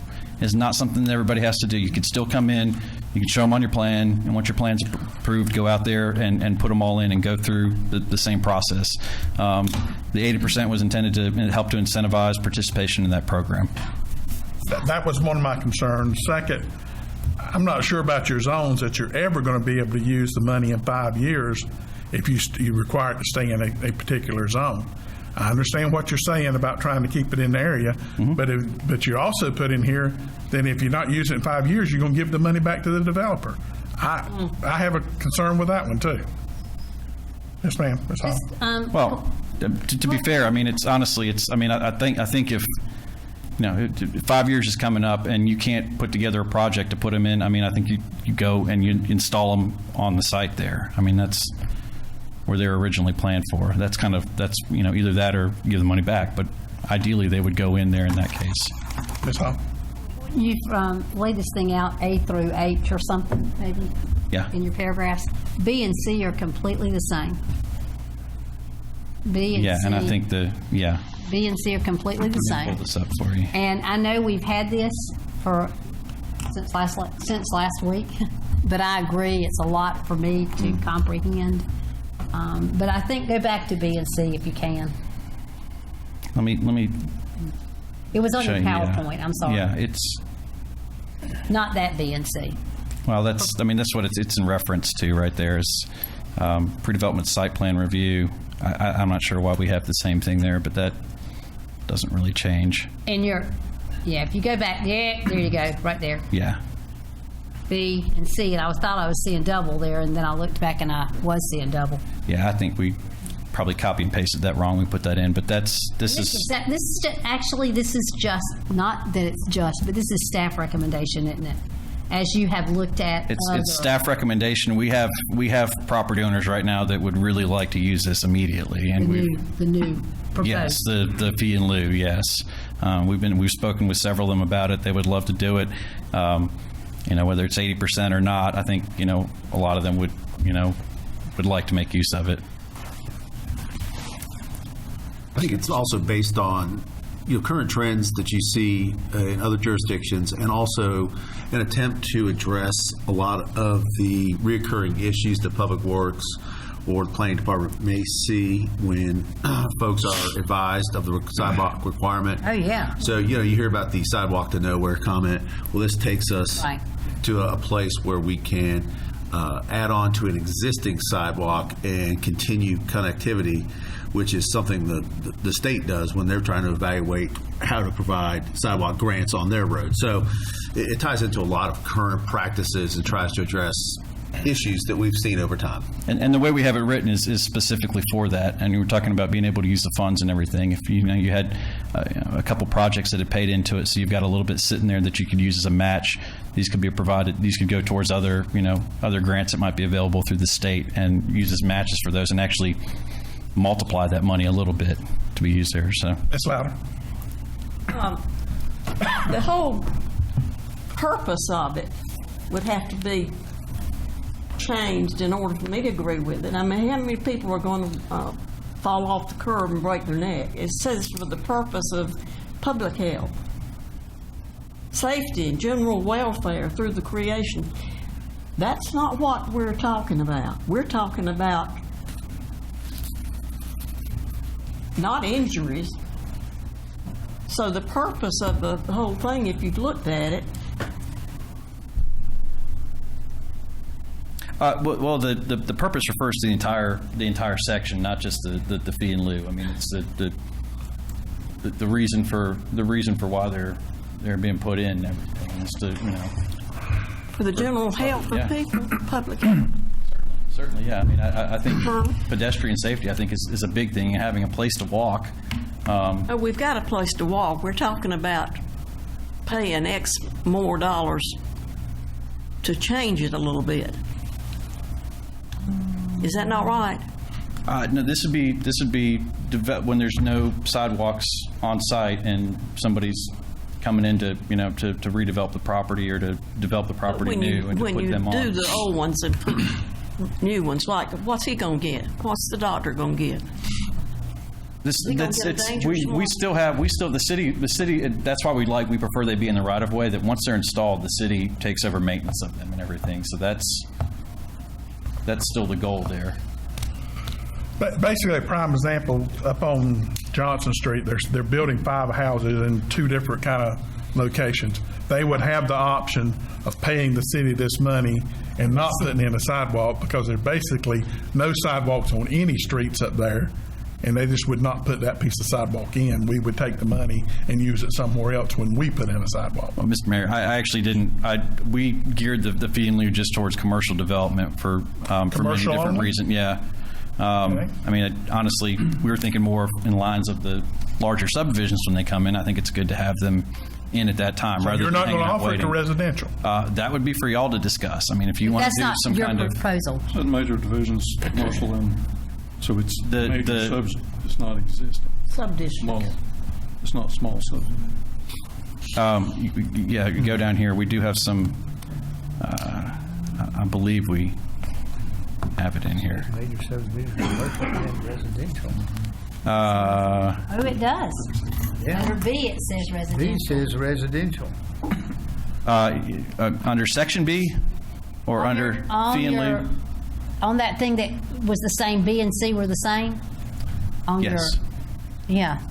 Well, that's the applicability of the entire section there. This is the fee in lieu installation is section H there, and I am trying to find. The program, if you read this last section on H1, the program is applicable for those with demonstrated site constraints, but also to other non-residential property owners, and shall offer an incentivized rate for property owners wishing to use it. The requirements for participation are as follows. So, Gotcha. yeah, I mean, honestly, when we have major subdivisions come in, I think you want your neighborhoods to be walkable. And right now, we only require it on one side. I think it's good that we get that done at that time. I can see where, you do have some.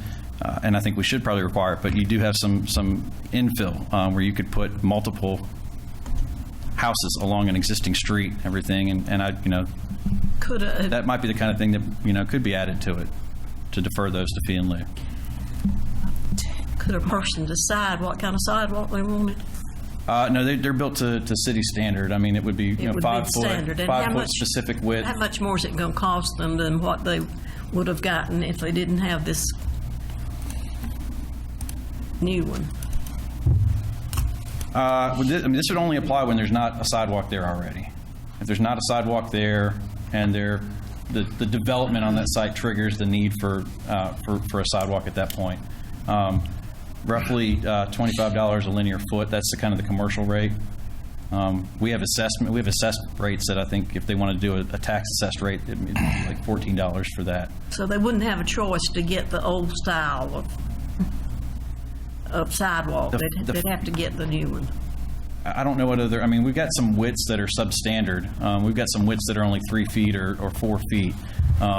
But the ADA on those is 5 feet on the sidewalks.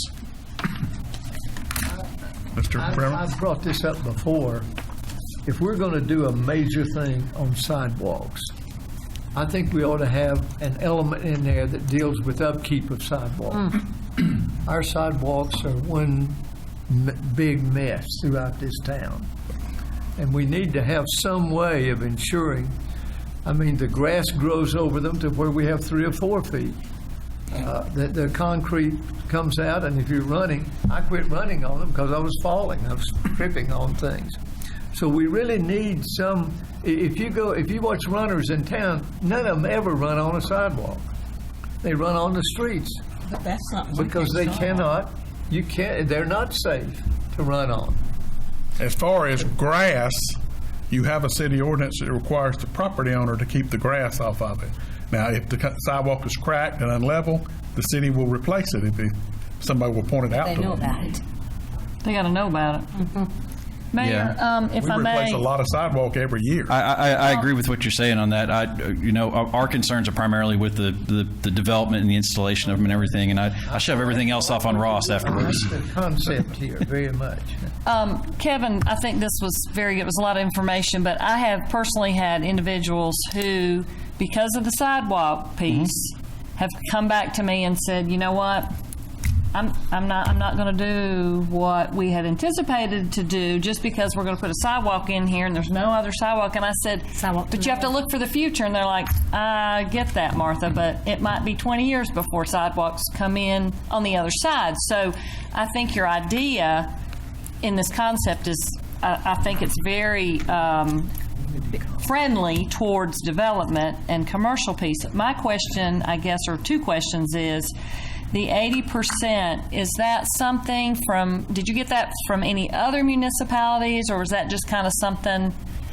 Salisbury does they've got a long section on this stuff, and they got a very complicated calculation that they do for determining how much the percentage is going to be that they pay, and it goes anywhere from, I think, 50 up to 100%, and it's got proximity to schools and I don't want to make it too complicated. And I think for us, I think it's just a little bit simple. 80%, again, it's kind of arbitrary. It's up to y'all if you want to go with it. Right. You could do 90%, you could do whatever. I mean, we were just trying to find some way to, kind of incentivize participation in it. Correct. Because we do get a lot of complaints about it. I think as a city, I think we should have a pedestrian network in the city. I think that sidewalks are important. I think that people should be able to walk around the city without being afraid of falling off the side in somebody's property or falling into the street. So I think it's important to have it, but, I understand their concerns. I mean, and I want to try to make sure we put together something that's reasonable to address those. So.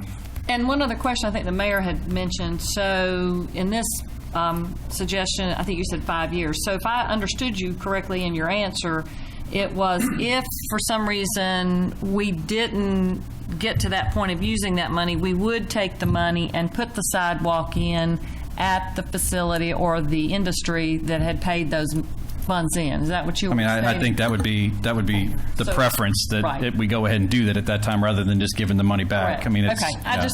I thought that's what you meant. I just kind of wanted to clarify. But the way it is in there is that if that 5 years runs up, you don't do anything, then right. we need to. I really don't think it'd be a problem. I think we can find plenty of places to put these. I agree. I like it. There is a lot, I think, for us as a council to digest, but I think it's moving in the right direction. And I think, again, we're trying to be business friendly, and I think this is a piece that I'm sure you get a lot of complaints about the sidewalk. We do. And I mean, on one hand, again, I think it's good to have it in the ordinance. I do think it's a good, important piece, and I do think the development should be contributing to that. Right. But at the same time, I mean, I understand the complaints with it as well, and I think this is a better process, and it's a good compromise on it. So. Ms. Louder. Mayor, I would like to make a motion that we delay this and study it a little more, because we've got wonderful sidewalks downtown, but we've got big trees that are going to uproot it, and there's just a lot of things we need to study more before we vote on it. Before I recognize that, this is a public hearing. Anyone who cares to speak for or against, please come forward. I'll just, okay. I see Ms. Conroy. Oh, wait.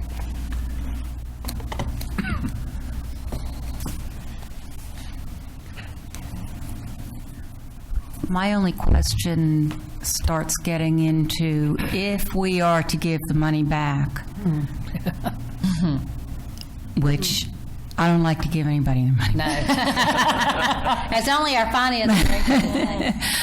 But, do you get into, well, are you going to pay me interest on that money? Right. We're going to spend the money, Colin. So, I actually think that part should be taken out, totally. yeah. But- All right, I like give the that. money back. I like Yeah. that. Yeah. I just, I'm good. I don't think it gives me grief to say that they plan for something.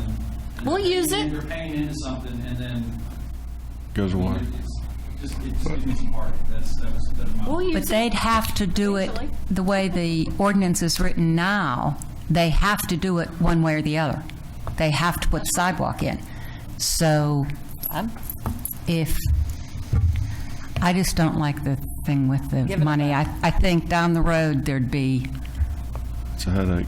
headache. other issues that would come up that we wouldn't necessarily think of. But In a delay, or to, Anyone else care to speak for or against? I like the direction you're going with this. A good example would be Anderson Ridge. When they done phase 1, we didn't have any kind of ordinance or anything requiring sidewalks, but the phase 2 part of Anderson Ridge requires sidewalks. So you got sidewalks in half of a To nowhere. subdivision and the other half without it. I think it may be like that in Grandview as well. So I kinda like the- Grandview has sidewalks for the first 5 or 6 houses, and then they Yeah, just right, disappear. right. So And they're going to I have like them the on the direction. next phase, but there's going to be a big section in the middle with none. So So could you Mr. said Louder, this was commercial. I need you to clarify your motion. Are you saying continue the public hearing? Are you wishing to close the public hearing and delay the decision? What are you asking me to do? I'm asking to delay the decision. So you want to, I first then need a motion to close the public hearing. So moved. Motion by Councilmember Hall to close the public hearing. Second. Second by Councilmember Hughes. Further discussion? All those in favor say aye. Aye. Now I have a motion by Ms. Louder to delay the decision until the next meeting. Second.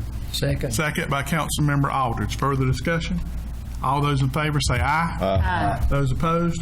Motion carries. can I get some guidance from y'all as to exactly what parts on this do we need to review more? Because there's a lot there, and I don't want to come back up and just do the same thing over The again. money part. Take the money, off. giving the money back. We're not giving it back. Okay. Does all these other cities do 80%?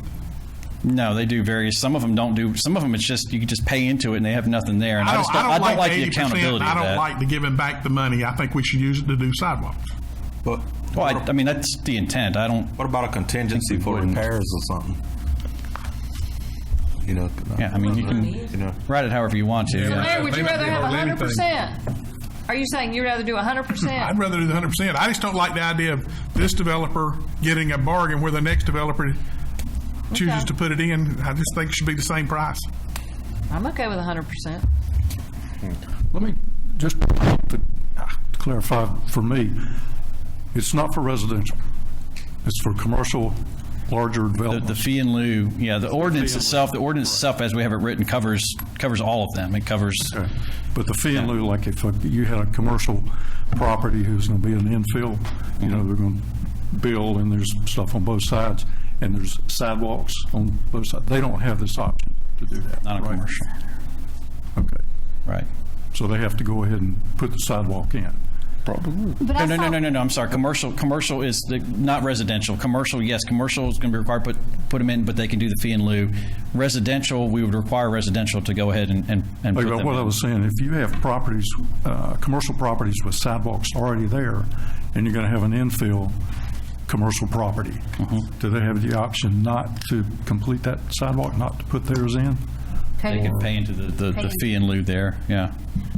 But then you also made the comment if it's a 200 by 200, that you would not require it. They got to pay. We would consider. But they would have to pay. We would consider that. On the plans, we wouldn't require sidewalks to be shown on the plans for that 200-foot section there. And as we have it written, it's not just 200 without building. It's 200 with no pavement, no gravel, anything like that. It's an undeveloped portion of your property that can be developed in the future.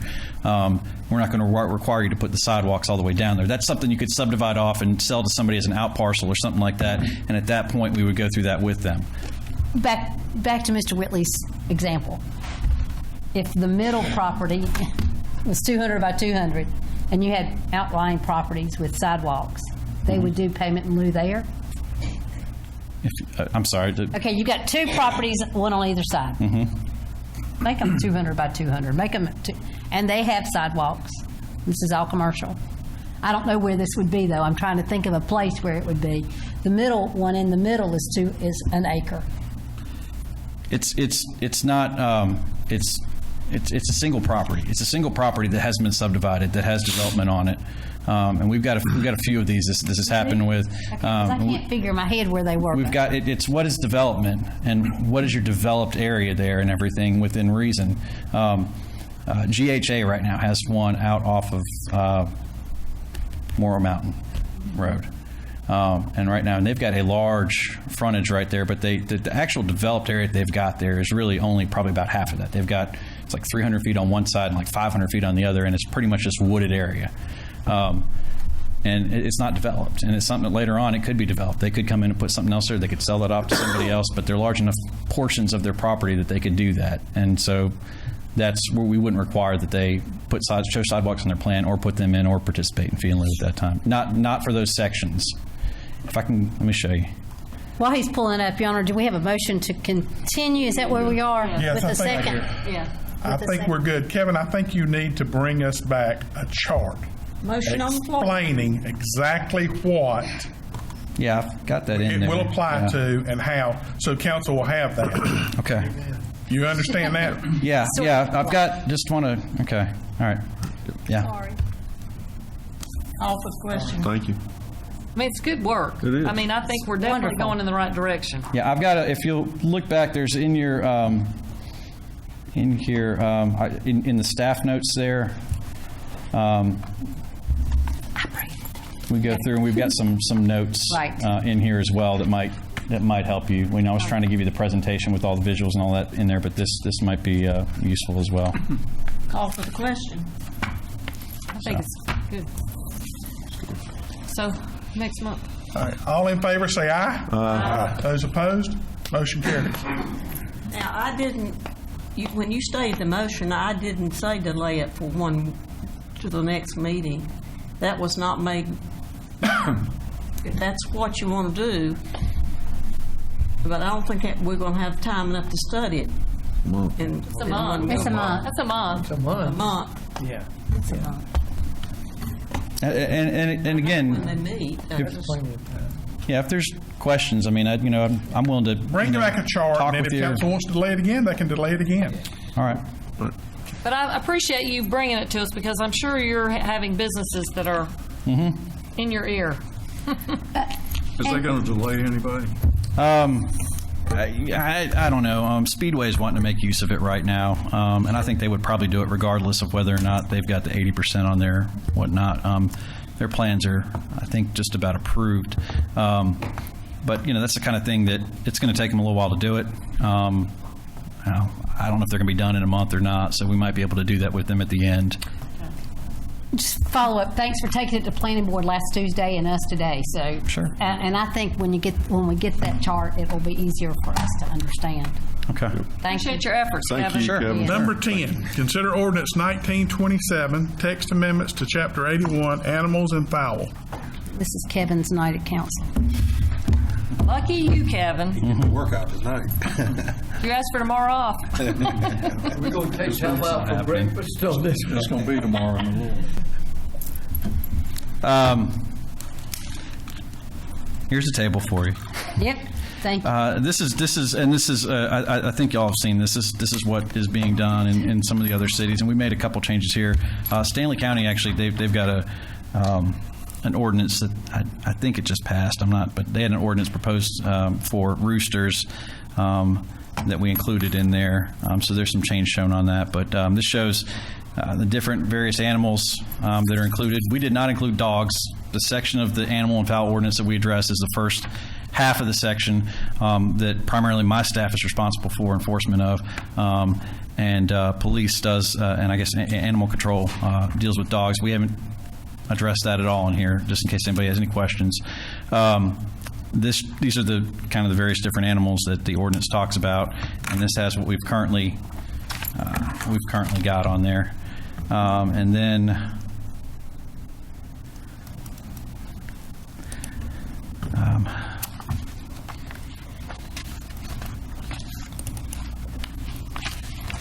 we don't have a PowerPoint on this one, but I think I can get through this without one with y'all.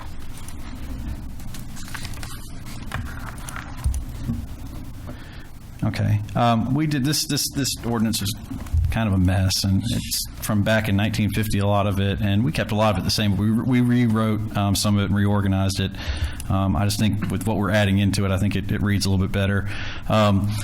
So there was some concerns before when we talked about this about some of the general statutes, and that's primarily related to farm animal husbandry and those types of things. We do have a couple things in the ordinance that I was kind of concerned about, so we've taken those out. The rest of it I don't think really pertains as much. I mean, we do have some powers as a municipality with land use and controlling those types of things, so that's most of it's been kept the same. I'm going to go through this kind of chronologically with what we've done with these chapters here. The first part, 8101, running at large, 8102, 8103, we've left those the same, and they're numbered the same. 81.04, conditions to keeping horses. This is some concern that there's been some concerns brought up about this before with the way our ordinance is currently written. So we've renumbered that. We changed the ordinance to require 2 acres for the first horse and 1/2 acre for each additional. The way it's written right now is you can pretty much have 2 horses on any residential lot. There's not really anything about size in there. And then afterwards, it's an additional, I think, 1 acre per animal. So it's kind of a little bit backwards, I think. I think you want to have the basic size, and then you can kind of build onto that afterwards. And I think it's lenient enough there that I think that any place that's going to have horses, I think is probably you're going to want to have about that much land at least. So I think it does that, but it would prevent some of the smaller lots from cramming a bunch of animals on them. We removed all the other animal care and husbandry requirements, but we did instead broadly include they be kept clean and default to the county health department on those. Conditions of keeping cattle, we haven't really touched that. We've got some sections in there that seem kind of outdated, but really that 400-foot separation from homes and everything is going to cover most of all of your situations. That's a pretty long distance right there. Condition and also again, you get the county health department involved in this as well, I think, with when it comes to cattle. Conditions keeping fowl or rabbit, we've renumbered that, made it our own section. It was limited to 4. We've kept that. One of the things that we changed on here, we've had, when it comes to both chicken and rabbits, and we've had to enforce this. We've gone out on site before, and we've got some smaller lots that are only 50, 60 feet wide. They're non-conforming lots, but generally they're good for residences. And the way it's written with 30 feet there is it's hard to have a 30-foot setback on something like that. If you have anything less than really 65 feet, you can't even have a pen there. So we proposed reducing that down to 20 feet from the property lines in the back. And we also are but that's going to be accompanied by some additional requirements on there. We left everything the same for the rabbits there. On chickens, the statutes on that allow for you can do, if you have less than 20 chickens, you can do it's not classified as a farm animal according to that statute, so you can do quite a few different things. But this limits fowl to 1 chicken per 2,000 square feet or 20 max per property, so it keeps us in that regulated zone there. Okay, stop right there. Yeah, I'm confused on When that. you say that's legislated, Yeah, when it comes to controlling pen size and stuff like that, legislated by that farm legislation, I don't remember the number. The state. The state. and that's what I'm trying to get It you to say. exempts less than 20 fowl. See, and I think that's where some folks may, and I think that's what needed to be said, that this is general legislation that the North Carolina General Statute sets forth. This is not local ordinance or local anything we do. We're just following what the statute says. So yeah, so we're trying to keep in line with that. Okay. Also And I make the have changes. I Yeah. think that folks need to hear that. I understand, yeah. Thank you, because I think that needs to be clarified. Yeah. We talked about sending this to the School of Government for comments. Have you done that? We haven't heard anything back from them. We emailed them. We've emailed. I mean, we haven't heard anything from anybody about this. You send them this is what you're proposing?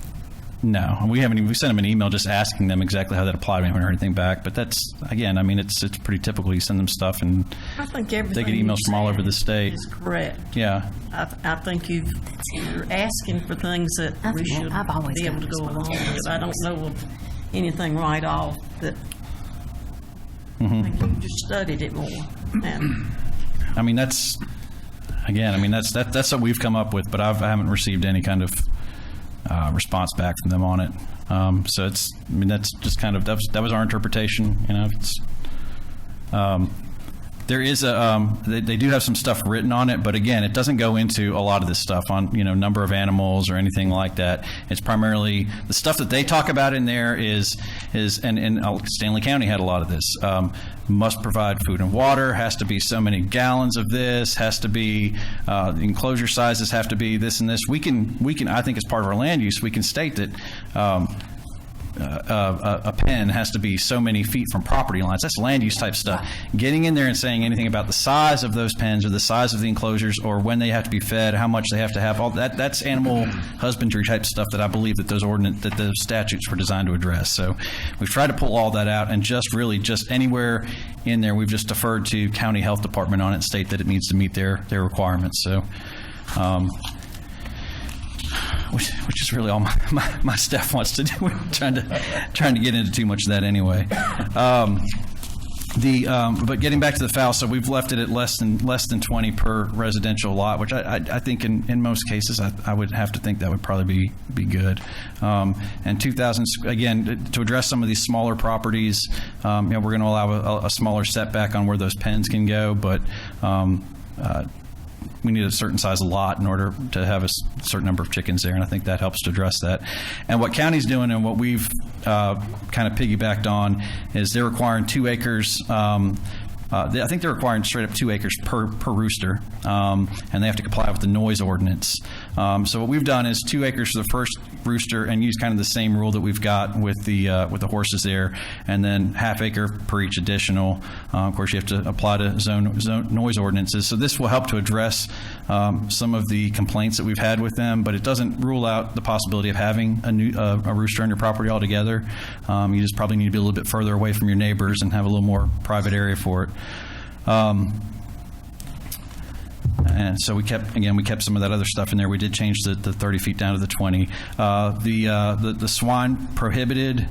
We moved that. We renumbered it, and we've changed it. It still says that swine is prohibited with the exception that will allow for one mini pig of no more than 24 inches in height when kept as a domestic pet. And what we've tried to do there is get away from species and weight and all that other stuff. And we need an easy rule to go out and enforce this by, and you just take a tape measure with you and measure 24 feet. And if they've got one pig that's 24 feet, then okay. If it's 24 feet, I don't 24 inches. He's tired, man. It's a giant pig, yeah. Tired. Yeah. We're in no way condoning 24-foot pigs inside city limits here. I'm running. Specify that. Rat flies odor enclosure, and we renumbered this. We made this applicable broadly to all animal enclosures from a nuisance enforcement perspective, and that really has nothing to do with the animals and their health themselves, but the public health and safety of the neighbors. And that's something we have nuisance ordinances for that already, so it's just kind of applicable to that too. The slaughtering, processing of animals, I thought this was important to have in there, and we added that. We have some stuff in the zoning ordinance right now when it comes to slaughterhouses and such. We added that to clarify that on-site slaughter and or sale is not allowed unless it's zoned appropriately. I think it kind of goes to that same, but we just want to make sure that that's included in here. And then the enforcement of provisions for animal generally. Enforcement really is just kind of We have pigs and, not pigs, we have fowl and rabbits specifically. I think that goes to my department for enforcement of. The rest of it's left pretty much open, but it's fallen on us by default. So we've included this in here and broadened the definition of it to include all of the above. So I know that looks like a lot, but really it's 4 major sections that changed, and the rest is just kind of renumbering and clarifying what we've already got in there. Just two comments. Sarah, and this is just capitalization and verbiage in here. Sometimes referring, and I've got the ordinance open now, just look at it to make sure, because once we sign this ordinance, it's us. I think that anytime we talk about the county, we need to be consistent. Either when it says county health department, we need it, or the county capitalize, and and both Stanley and county. And if it's the health, there's several references in there, so the consistency of that, I think we got to make sure. Okay, we typically try to, but we may have left that off. I picked up on things like that. Yeah. I'm sorry, it just happened. No, that's fine. If you want to go with it or whatever, you can include that as an amendment. Just before we sign it, it needs to be cleaned up. Okay. I expect. I'm kind of like Ms. Louder on the last one. I think we need to broadcast this and make sure we don't have any more comments coming in, because I don't know, other than the pig, that there's been any stories or anything like that on it, other than we did our advertisement in the classified. Is that correct? Yeah. I think we need to put it on our website, what you've got right there, what we're proposing, and get it on our Facebook page. Just give people some chances to comment. And there may be people here. I'm surprised that they haven't got a room full. And this is a public hearing. Anyone who cares to speak for or against, please come forward.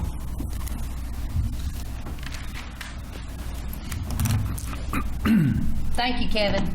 It's easy to understand, or much easier to understand. Give me your name and address, please, sir. My name is Michael Lambert. I live at 105 Royal Avenue. I bought the house about 6 years ago. I got a pool out back. I've enjoyed it up to this year.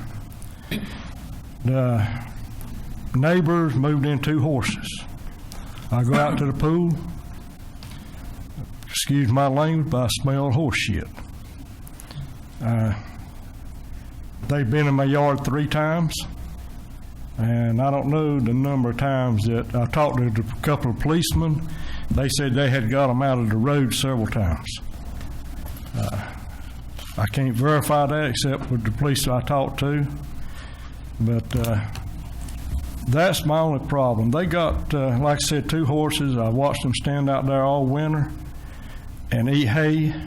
There's not much grass in the fenced-in area they fenced in.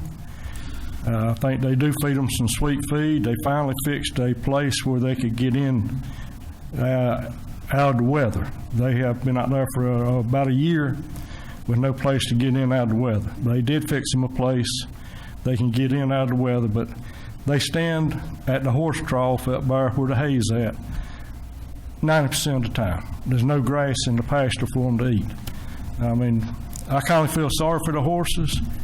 They say that it is a counseling center over there. The horses, I was told, are rescue horses. I've never seen anybody petting them. I've never seen anybody riding them. So, I don't know what they do with them other than stand out there in the pasture. And I get to smell them every time I walk out the back door. They're on. I'm going to say what is fenced in is less than an acre. The house and all that sits on it, and there's, could be wrong about this, but I think there's 5 outside buildings that they fenced around, so the horses can't get to the buildings. One building they can get in is fenced around. They can get to that one building. That's the only concern I got is I paid a lot of money for my house, but I wasn't planning on smelling horses every time I come out. That's kind of feel like I devalued my house. That's my concern. Thank you very much. Anyone else care to speak for or against?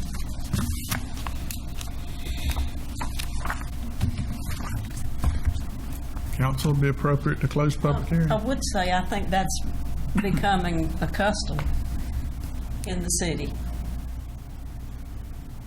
It's out toward my house and they're canceling. So it's not just one. I don't know how many there are, but it's canceling. That one isn't close to your house. There's two. He lives close to you. Well, he's right then. Move a public. Move we close public hearing. To put this on the website and stuff for a while. I do. I was just going to close public hearing and do it like we did the other one. So are we still going to close the public Well, hearing? we can leave it open if you want to make that motion. We can leave it open until next I meeting. think we probably need to leave it open if we're going to Okay. put it on the website and give people. Motion by Councilmember Townsend to Can we put extend it on the public Facebook? hearing to next meeting. Let's put it on Facebook. Second. Second by Councilmember Aldridge. Further discussion? Mayor, one question, and this is to Kevin. Where did we come up? I know it was previously 1 acre. Did you look at, is there some sort of precedent, or did you look at other cities or any municipalities to get to the 2 acre mark? Just from our understanding. We honestly, when it came to the horses, I think I spoke with Stanley County about the roosters, and they had the 2 acre on that. Okay. And we talked about it, and we'll do 2 acre and then a ½ acre for each additional one, and that'll probably apply well to the horses as well. Okay, because I've had several Mr. Lambert's other neighbors in that development speak to me about their concerns about the horses getting loose and the smell involved. I wasn't aware that they had a pen for the horse when they originally got that property. They have better part of, I think, 3 acres altogether with properties that they own, all there around that one parcel right there. I think there's 3 or 4 of them. And so we looked at that when we told them the number that they could have, and I think they can have up to 3 right now under the current ordinance. Maybe it's just under 2 acres. Maybe that's what it was.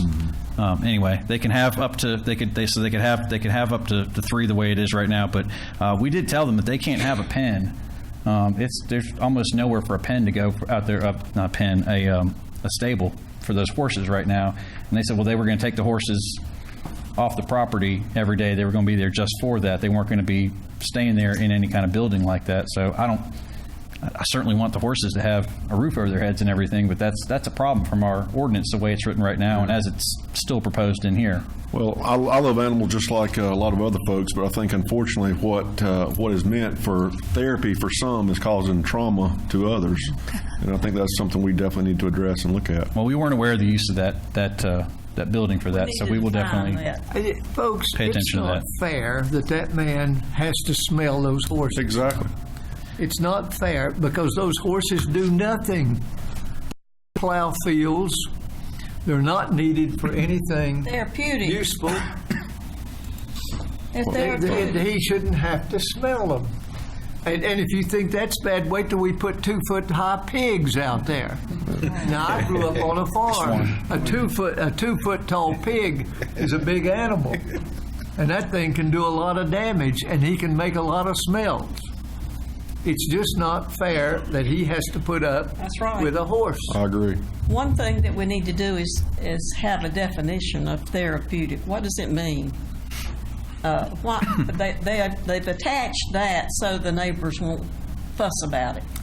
I don't think therapeutic is addressed at all in the proposal. That's what I mean. But there's no verbiage of that in here. Hang on a second. Well, we're not through with that. Come on back up, sir. Can I ask one? Sure. Uh-oh, I'm in trouble.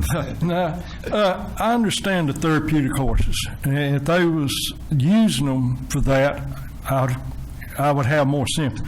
I've never seen anybody out there petting them. I've never seen anybody riding them. That's right. So the word therapeutic is not, I mean, my daughter works in a nursing home, and they got pets they bring in. The people rub them and talk to them and pet them. I've not even seen anybody doing this to these horses. So that's my only concern. And as far as them bringing them out and in, when they brought them in, they have been there ever since. They've never left. Thank you. Thank you. All right, now, one other question. I was always told when I was raised on farms that you needed 2 acres of pasture per horse. Now, is the 2 acres we talking about pasture land or 2 acres with the house and the buildings and all that? Now, if you got to have 2 acres of pasture for a horse, like I was always taught, that's another thing. So I'd like for that to be clarified too.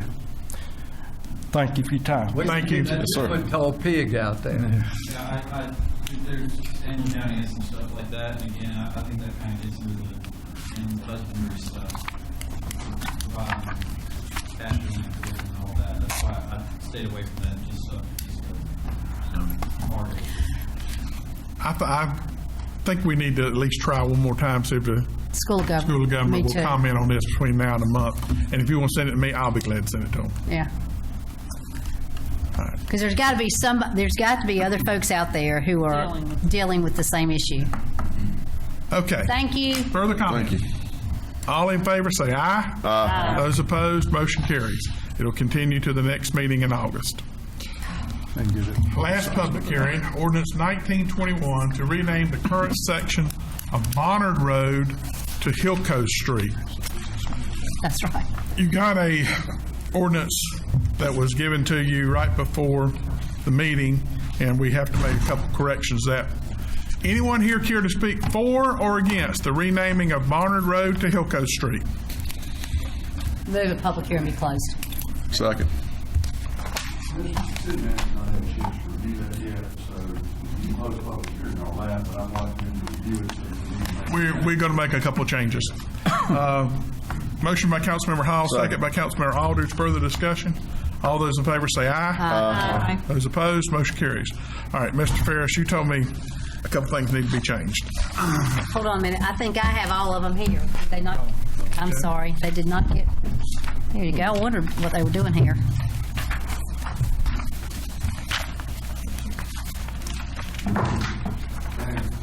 I tried to contact planning and zoning people, and the planning and zoning people 2 or 3 times today and before, well, I will call that, couldn't get anybody to call me back.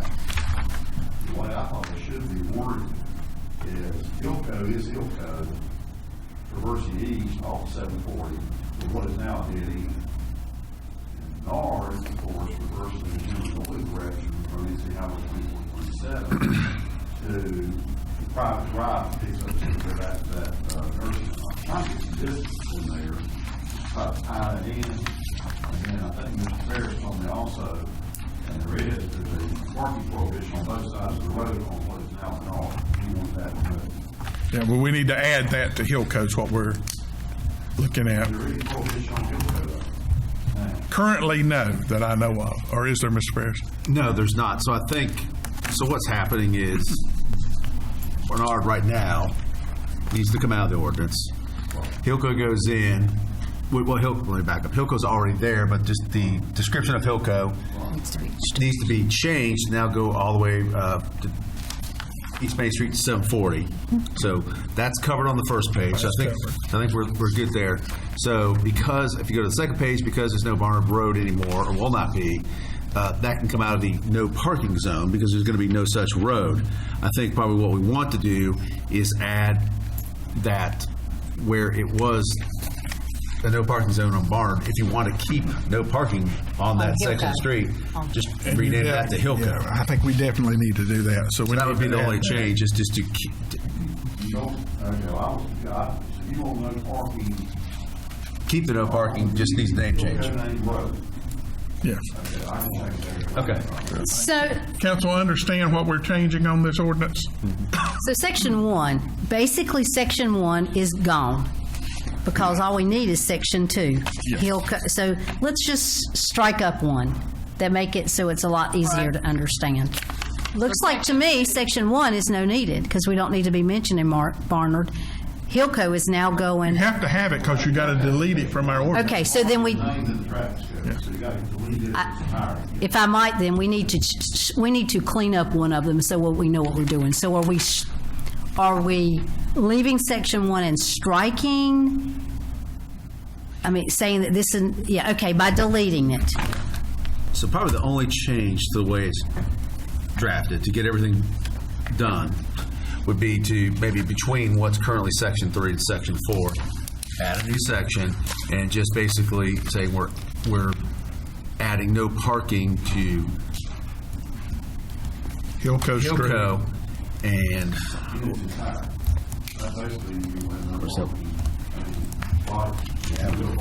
How do we define it, David, since right now it says it'd be from 2427 to Hilco. Well, Hilco's going to be on one street. How do we define that corner?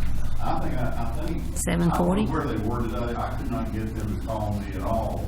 From 2427 to 740. There's got to be a distance. I tried to contact Alan first, too, because he's the one that asked for this. Right. And I was trying to get a distance to go from Bernard, we're renaming Bernard Hilco from 2427 heading direction north for, say, 1,200 feet, or whatever it is, you know. And then it makes a direct westerly turn and goes all the way to 740. Council understand we're going to do it to where the existing Bernard will be terminating, and we will actually get the footage and add it to this. Is council good with that? Yeah. The only reason we're going on through with it, the business owner, we have to do. Yes. the business owner would like for us to get it on through, because he's the one that asked us to move now rather than waiting. Make a motion, we do that. Okay, motion by Councilmember Louder. Second by Councilmember Aldridge. Question. That also includes restricting parking on the whole, all of it. Just on Hilco from 2427 to where Bernard terminates now, and he's going to put the footage in there when he measures. So there's parking on the street on the other part. Yeah, the other part has always had parking on it. We've never had an issue, but it's always added. Yeah, it's never been restricted. Now, if you want to restrict the entire Hilco, that can be done. No, let's leave that open for them. Okay. I'm just saying, you may want to consider, because remember, that is part of the road widening, and that's where a lot of traffic's going to be moving around now. And that's something you can do later. You can say you can do it for all of Hilco. But do we need to have had a public hearing for that part of it specifically when we've not talked about changing Had it? people here from Barnard if they knew that we were going to. Not on Barnard. Barnard, the only people East Alamo. No, but I'm saying if they knew we were going to restrict parking after it's named Hilco, they might have showed up here. No, it's all they are the ones that requested it. Right. The Barnard people. They requested us to change that, and it's already no parking. They are the ones that asked for it. Oh, Barnard is no parking. Barnard is no parking now. Yes. We just need to rename that section. I thought Hilco was no parking. No, Hilco right now is you can park on it. Hilco traverses west to east to the dead end center. I got a motion second. All right. You do.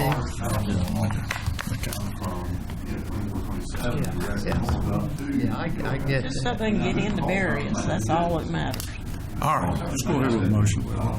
All in favor, say aye. Those opposed, motion carries. We'll measure the distance, and then I'll get that footage to the city attorney, and Mayor, we'll put that in the ordinance, get it signed. We're going to take about 3 minutes recess. Can we get Not get her. Yeah, let's.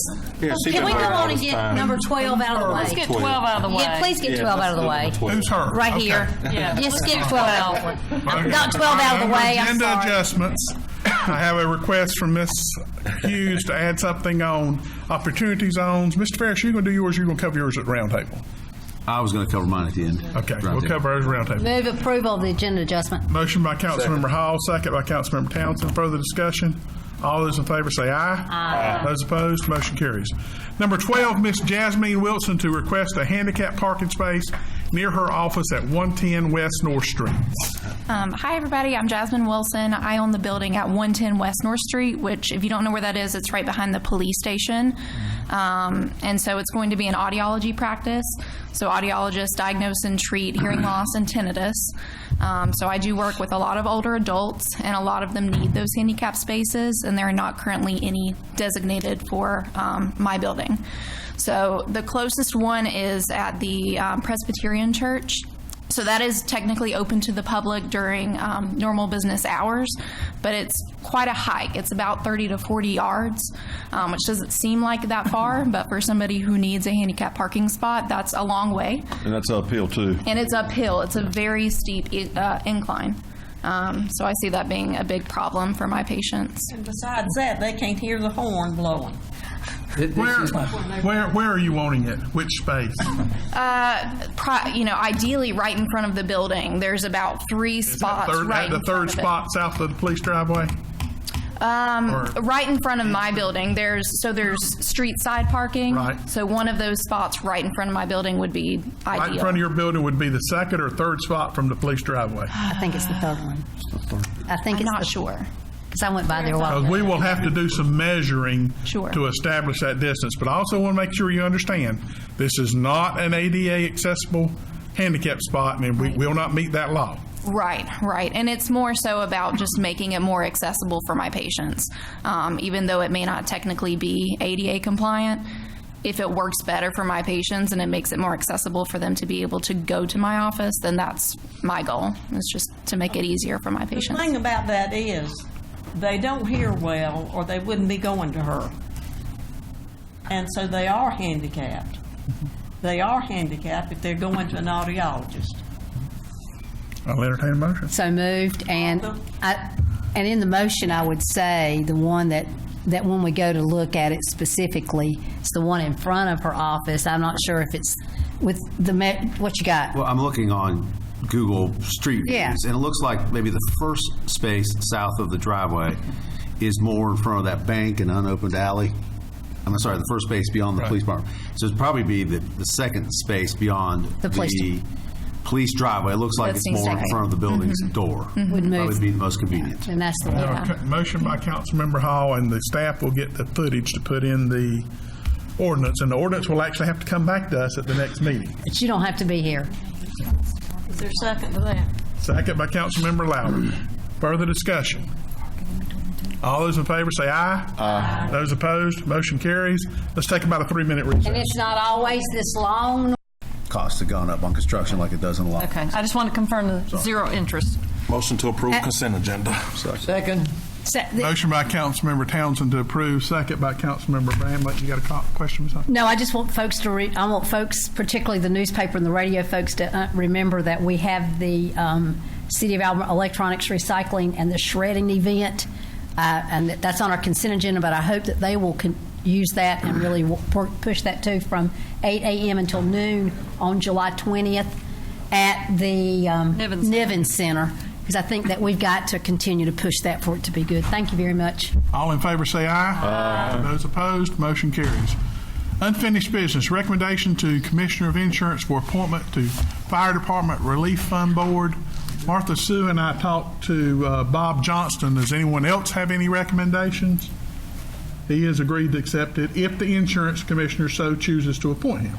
The teacher? Yes, retired teacher. That's good. Good. That's good. Yes, we Okay. move approval. Motion by Councilmember Hall. Second. Second by Councilmember Bramlett. Further discussion? All those in favor say aye. Aye.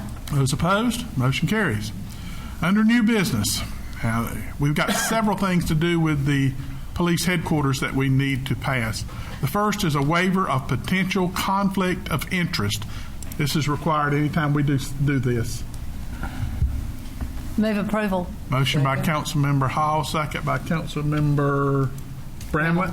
Further discussion? All those in favor say aye. Aye. Those opposed? Motion carries.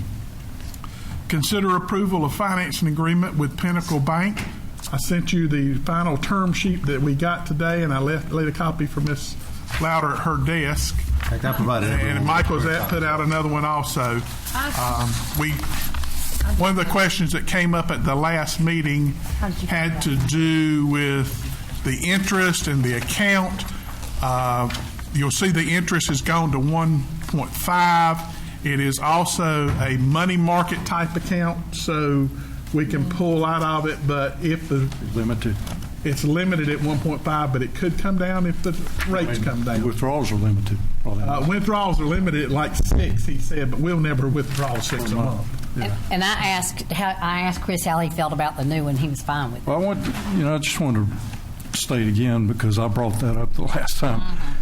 To me, it's a little unusual way to do advances on a commercial construction loan, but with the short time frame of construction, it's not going to be that long. Right. If they had to do advances, there would be costs and delays incurred there, because they have to send someone out and inspect the construction, see what percentage is done, and then do approve advances. And we wouldn't need that many anyway over that period of time. Also, I was glad to see the interest rate went up. So our net difference, is like 2%, a little over 2% in what we're paying. And if you factor in the additional interest we would pay on money we hadn't really used yet, but look at the difference in what we paid for the property, there's no way we would ever pay back additional interest to make up the difference in what we saved on the so I've looked at it and thought about it. I'm fine with it. I think that's exactly the reason why First Tryon and our bond counsel both recommended that we go with this. And plus, they waived the fee. I mean, generally, there's a fee of some kind. On that size loan, it's usually not 1%, but they usually charge something. And they waived that, you're right. The prepayment penalties are fair. So, is there any additional requirement that we have to keep so much money in an account with them or anything? We can only draw it out as we pay. No, I mean like money on deposit. No. They're putting this money in a money market account. We can draw it out every time we get a bill from our construction manager, we draw it out to pay them. We don't have to keep a minimum. So the money that we get from a loan goes into an account at Pinnacle Bank. Right, and we draw it out when we get an invoice from the construction manager. And the plans are to be less than 9 months to have this done. Okay, I understand. It's not used. Just with regards to the attachment, let's see, I guess it's section 1, number D. It says there has been presented to the City Council at this meeting drafts of the agreement and the deed of trust. What the agreement? What is the? Are you talking about the term sheet? Well, I mean, this is a term sheet. This. What are you looking at? The attachment that was in here. Okay. The resolution, I guess, here. It says resolution, okay. Under 1D, it says, there has been presented to the City Council at this meeting drafts of the agreement and the deed of trust. Oh, yeah, I see so that. So I just don't, what's the agreement? I mean, this is a... There's generally a loan, there's a loan agreement. It's like a promissory note, basically. Okay. Okay. I just wanted to clarify what that was. I don't want somebody to come back and say, well, where's your agreement? And the other question I had was Section 6. I guess that's under, let's see, Section 3, no, Section 6, just by itself. The city hereby represents that it reasonably expects that all subordinate entities thereof issuing obligations, I don't know, aggregate more than 10,000. What is all that? What is Section 6? That's 10 million. That's 10 million. 10 million. I'm sorry, 10 million. What is Section 6? There's a limit the state allows Local government. within and this might be Colleen Conroy to answer, but a maximum that you can go into debt in a certain given period of time is within the calendar year or the fiscal year. Okay, so this is just certifying that we're not going to go all total loans in the general fund in this calendar year more than $10 million. And that makes it tax exempt. Okay. And that's referring just to the general fund? Is it general No, fund? it's city. Okay. Collectively. I mean, okay. All right. I just wanted to make sure I felt comfortable. I mean, thank you. Yeah, this loan has, doesn't get anywhere close to that. Right, It's just right. you've got to certify that within our year we're not Right. breaking that threshold. Does it matter that it says 7 on here? On this one in here, it says 7 on July 8th. I know we have to be. That needs to be specific. Oh, 7 o'clock. Is that what it says, 7 o'clock? Oh, well, we can modify that if that's the case. We can modify that. We'll modify that before we Okay. sign it. All right, that's all I had. Okay. Any other questions? Move approval. Motion by Councilmember Hall. Second. Second by Councilmember Aldridge. Further discussion? With that change of the 7 o'clock to 6 o'clock. All in favor say aye. Aye. Those opposed? Motion carries. Consider bank deposit resolution associated with financing of new APD headquarters. Move approval. Motion by Councilmember Bramlett, second by Councilmember Hall. Further discussion? Let me ask one question. Yes, sir. Is there single signatures or two signatures required? Yeah, don't we need to do that? Colleen? Is that, I thought I saw it, but I don't see it now. On this? I think it's two. Don't we have to pick Well, or tell her? I believe I only have it as a single, but that any of those people could be on it. If you would prefer it to be dual, we can.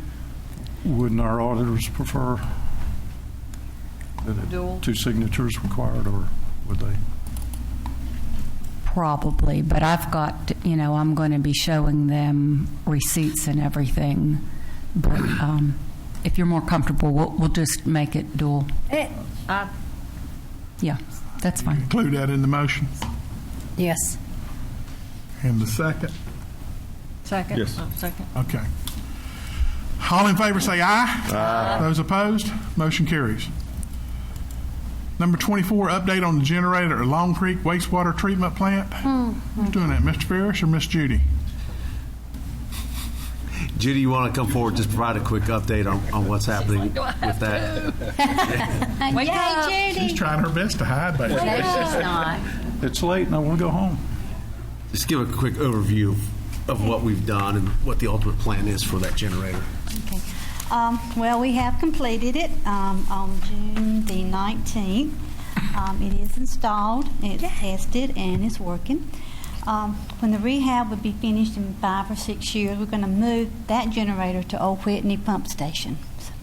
So that'll give us a backup source of power at Old And the power Whitney. goes out there. So if there was a power outage like occurred with both Hurricane Florence and Michael, we won't be without power and reliant on Duke or Union or anybody else. We can then utilize that generator to pump raw water to the 52 plant. God, that's a big job. Okay. Thank you, Judy. Thank you. Number 25, consider fee waiver for Waddell Center and special events permit for Women's March. The lady was unable to come tonight. Council, we can delay that to the next meeting, or since you've had it before, if you want to waive it tonight, you can do it tonight. So moved. Motion by Councilmember Hall, second by Councilmember Hughes. Further discussion?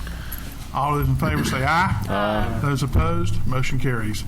Number 26, consider fee waiver for Pregnancy Resource Center Walk for Life. Move to approve. Motion by Councilmember Hall, second by Councilmember Aldridge. Further discussion? All those in favor say aye. Aye. Those opposed, motion carries. Number 27, update on Hurricane Florence FEMA recovery project. Jacob said I'd stay here 3 hours for this. That's right. Okay. He's a trooper. Well, good news is we have received funding on one small project. Bad news is. $31,000. What? Yep. Jeez. So that closes out that particular project. It does. It does. So all the paperwork's been submitted. We've received the funding. That was for the wastewater treatment plant project. The other projects, we have debris removal, which is pending an environmental review. I'm not sure the status of that. All I know from FEMA is that that department is reviewing it. And once that it goes through that department, it'll have to go through insurance review, which should be instant because there is no insurance for this project. And from there, it'll go to us to do a final sign-off. And once we do the final sign-off, it'll be obligated by the state. So that's where that one is. The Emergency Protective Measures Project, 78502, those funds have been obligated. We just have not received them yet. Now, what is that one, though? What is that? The Emergency Protective Measures, that was all of the police, fire response. Okay. Blocking the flooded roads. That is going to be Overtime, basically. yes, a lot of significant amount of overtime. Right. A lot of that's going to be about $70,000. That's going to be coming our way, and again, that's been obligated. Just have not received the funds by the state. The next one is Category F, which was for the electric utilities repair. That one we have signed. We've done the final signature. So the next step is to go to obligated. I don't have a good feel for when that happens. It's been signed for about a week now, so we're just waiting for that to transition from FEMA to the state, for the state to recognize the funds as obligated. And how much? That one is $98,858.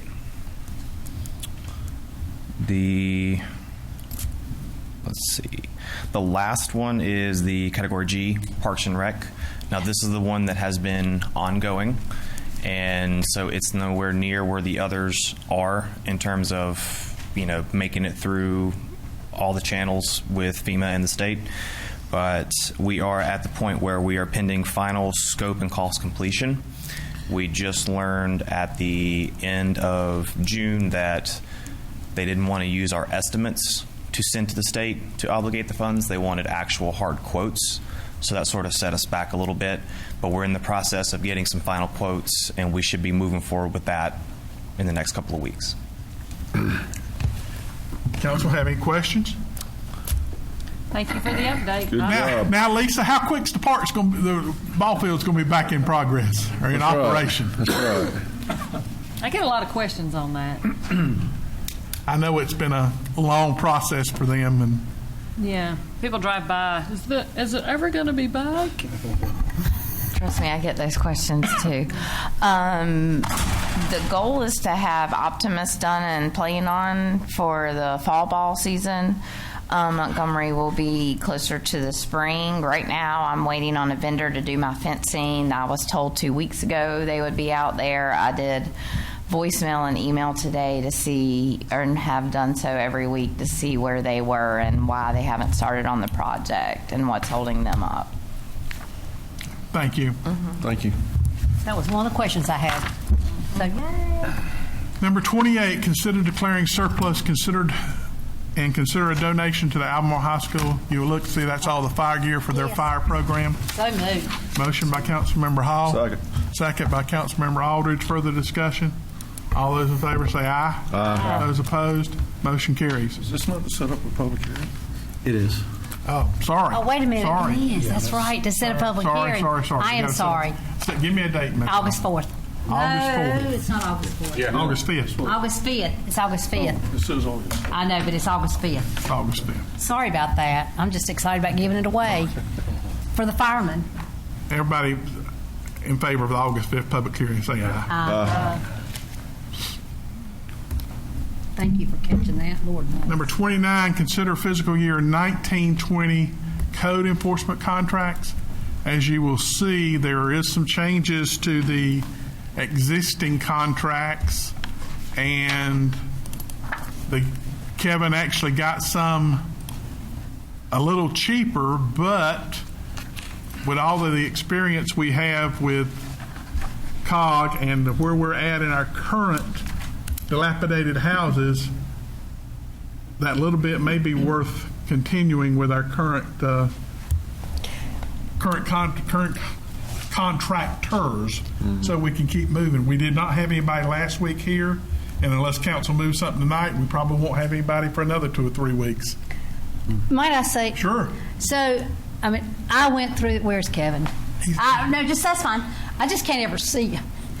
I went through this with tooth and comb, okay? And I appreciate your opening comments about it. A lot of times it's the learning curve that we got to get in there to really get folks online. But I was a bit concerned that there was so much difference, because you're talking about numbers of hours as well as you're talking about 8 hours versus those 6 hours. But on the flip side, and I appreciate it coming from you versus coming from me, because as a COG rep, I know we've had a history with them, and I know particularly we've had a history with James Luster. And that's the whole thing, the history with James. He knows all these houses that we've got in the process. Right. If we were at a point where we didn't have anything moving forward, I'd say, yeah, we need to change. But with him having probably 10 to 12 houses in the process now, for somebody new to walk in, would just set us back significantly. I think so, too. So is this something that we need to take a motion on to continue it? If council wishes to continue the contract I with assume Todd? that James, he'd do all them hours like in one day, one visit. He's here every Tuesday. Every Tuesday. Yeah. So the Yeah. question is, I guess, do we want to do the 6 hours a week or the? I say do the 6 hours a week. Get him here and make him I work do it. too. I do too. Yeah. We got a lot going on. That's right, we sure do. I need a motion. So moved. Motion by Councilmember For the Hall. 6 hours a week. Second by Second. Councilmember Hughes. Further discussion. All those in favor say aye. Aye. Those opposed, motion carries. Consider and set a date for a council work session. You'll see in your agenda that there are a couple areas that we need to have a work session for to discuss some different topics. We've hired a engineer to help us a little bit with design of some parking downtown we won't discuss. And we also want to discuss wayfinding, I believe, on that night. Nikki is in charge of the wayfinding, so we would like to set up a date to do that. She's giving you some options, and council, those options are based on when the consultant can come. So August 6th works for me. I can't do any of the August dates. Oh, you can't? No, I can't do any of the August dates, and I hate that, but they are okay with. Sorry. They are okay with moving to September, but we do want you to understand that the ADDC will get the wayfinding presentation before you do if we go to September 19th. 6 hours, it's fine with me. Let's go ahead. We can fill Martha Sue in. You can call in. No, I think she needs, I think really. no, it's fine. When I got the agenda, I realized that I had 3 other things going on, but, you go ahead and choose it. Council, what's your preference? Can everybody do the 19th then? I can't do that. They're walking. What about the 6th? So you can't do the 19th? Okay. And then meet with ADDC on what, the 12th? The 12th. So we need to do 6, 7, or 8. One of those then. How about 6? I can't do September 19th. Let's do 6. All right, I have a motion That's for the night August. after our council meeting, right? Yep. I have a motion for August the 6th. Second. Have a second by Councilmember Aldridge. Further discussion. Hold you to that. At 6 o'clock to approximately 8 o'clock. Sure. Everybody good with that? Sure. Well, 6 o'clock until. Let me rephrase that. Yeah. All in favor say aye. Aye. Those opposed, motion carries. Nay. That's the month you can't come. I'll make it work. I always usually do. Forego other things for the city, but that's okay. Okay, number 31 is information update on the tobacco cessation program. Anyone have any questions? Dana's in the back.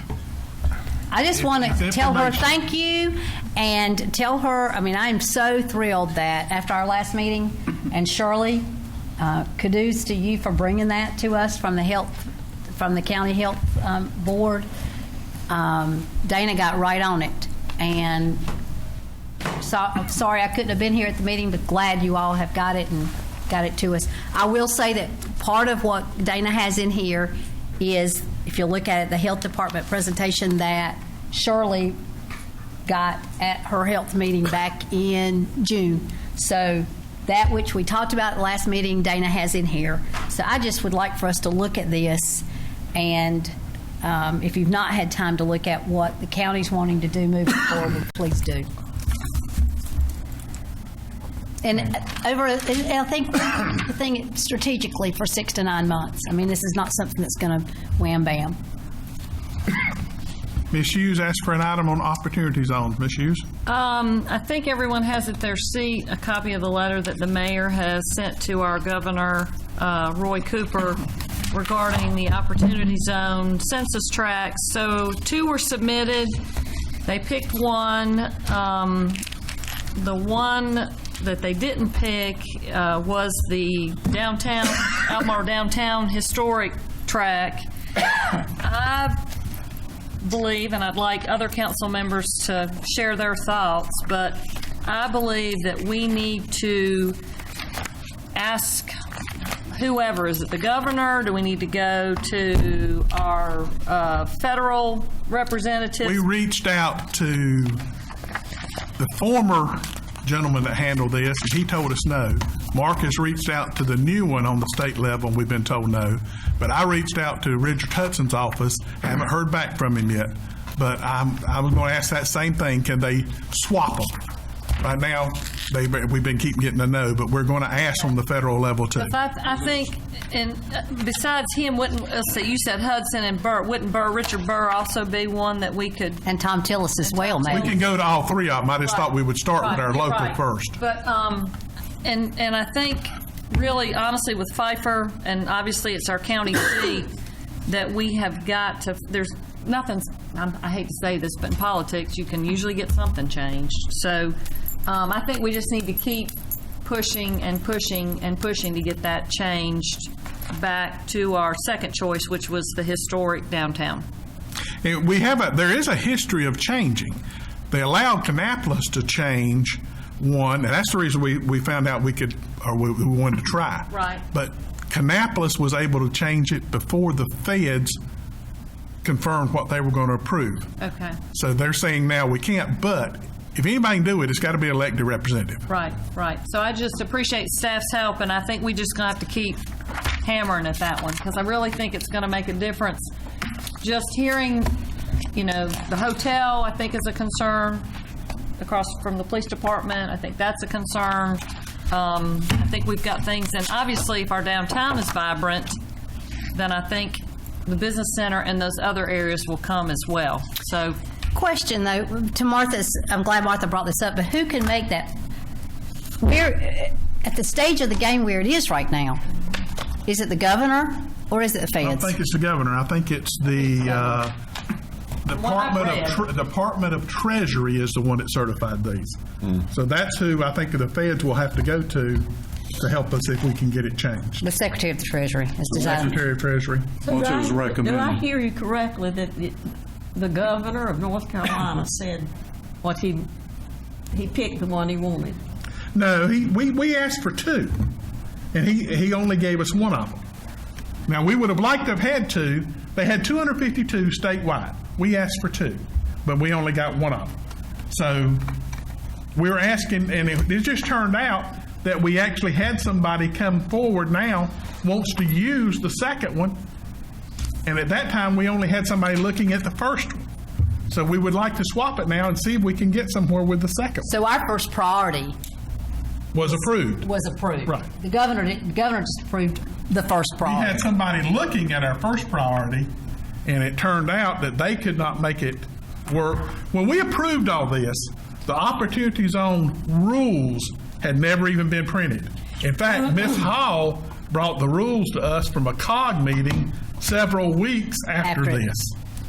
So That's how new it was. And the feds are continuing to change the rules on opportunity zones and sending out clarifications even to this point. We continue to get things on clarification. I just want to make sure I'm hearing it right. It went to the Democrat, and you're wanting to now go to the Republicans. Is that what you're saying? This is not political in any way. Nothing is political.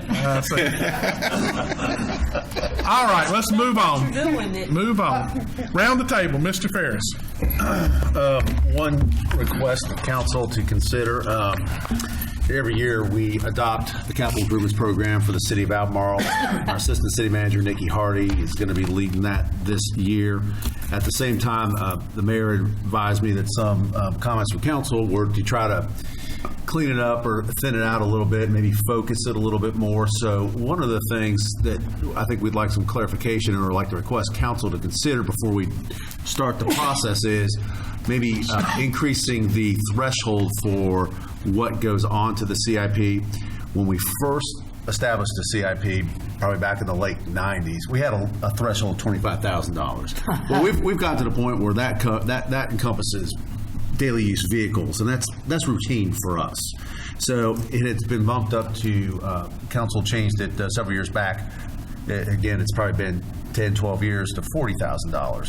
So to help focus that document, we wanted to request a higher level again, just to make an additional change of maybe $75,000. That would focus on things that aren't routine in nature, get them out of the CIP. Of course, that level, the capital improvements program. So But- for some of the things that are higher in cost, we provide that document with more detail, more information to help council make decisions, and that'll help shorten it, clean it up, and you can focus more on what's in there. Now, if that level's too high, we can change it, but there's some plus and minuses. The higher you go, the fewer things that are going to be in there, the more focused the document can be. And we haven't changed it in a while, so we wanted to throw that out there before we started that process. I think that's a good process. You think about just a work truck with a body on it, you're probably going to get up in the 60 range. So I think that's a good level. Ms. Hall? And I hate to keep saying, what do other towns and cities our size, both population and budget, what would they do? I mean, I don't know. We've looked at that since I created the CIP narrative and established it. I think when we changed it most recently, which again has probably been a decade, it's just a matter of where we as a city are comfortable. So I understand, but I mean, I look at other cities our size who have the number of enterprise funds that we do. Okay, somebody that's in electric cities and has a water and sewer and has a land. Anybody that's our size, both in numbers of enterprise funds, numbers, population, and budget. If there's somebody in there, I mean, what is it? I know what's good for us might not be the same thing good for Morganton or Asheville or Lexington. Have we identified those cities, though? Do we know who those are? Well, I think, and I'm sure there are some out there that we typically do a lot of comparing with electric cities. That's the reason I was saying that. Yeah, we're not going to find anybody with a landfill our size. We're probably and public housing, really. That. Okay. A lot of times, some cities are smaller, maybe Morganton. Cities are a little bit bigger, Shelby, about the same size, ballpark, Lexington. Okay. We've got a group that we do. When we need to make comparisons, we'll reach out to. I like Councilmember Hall's. I mean, let's just see maybe what. And it might be budget size. It might be not the enterprise funds and all that money. It might be budget. Because I'm glad you're doing this, because I really want that book. I really want that CIP to really mean. Yeah, I want it to mean something. And this past year's budget, I really saw the need for it to be a good tool, a working tool. I don't know. I mean, I'm glad with it. I'm glad that you're doing that. I don't know what that number is. Council, how do you want to proceed? I think you should move forward to it, but are you saying 70? I will say if we can certainly look into looking at others. Are you asking me to come up here? Yeah, he always, you can't talk from the back. I can't. You'll know next time, just hush. Obviously we'll do what council directs us to do, but I will say that if we don't get direction tonight, it'll push our timeline back a little bit, because we're starting the process now, and so we need to give direction to our department heads around how they update the CIP. And we want to have that so that we start those meetings with first try-on, and then we start that strategic planning session that we want to have with council this year. So we want to have those documents ready for you. So if we don't make a decision, it might push that timeline back slightly, but we're willing to do what you want us to do. One of the things council even talked about when we were talking a few weeks ago, we wanted to start in the fall, and that's what their goal is. They're trying to get everything to the fall. So we want to bring them back earlier. Okay, question. If we go and say we change it to 75, okay, and we realize down the road, you know what, maybe we need to tweak it some more. We can do that next year, correct? Yeah, we do it, yeah. Well, we update it every year. Yeah, so that's what I'm saying. I mean, I'm with Nick. We need to give them some direction tonight, and let's move on. Is that a motion? Yes. Have a motion by Councilmember Hughes to go with $75,000. Second. Second by Councilmember Aldridge. Further discussion? All those in favor say aye. Aye. Those opposed? Motion carries. Thank you. And that's all I have. We can see you. Mr. Townsend. A round table? Yes, two things. First thing is, I know we always, every one of us always say how we want the city of Albemarle and we as elected officials to be business friendly. all of us received an email from a local business owner, last week or week before last. 2 or 3 After reading that email, it had me thinking, and we may have something like this, but if we do, I want council to start seeing some of the feedback. And I guess I'll direct this to Mark. Do we have some sort of evaluation process for businesses when they come into the city after they've endured the entire process from permitting to from the time they get their certificate of occupancy, so that we can see what their feedback is on our process as far as trying to get a business established in Albemarle? No, we don't. We pretty much people call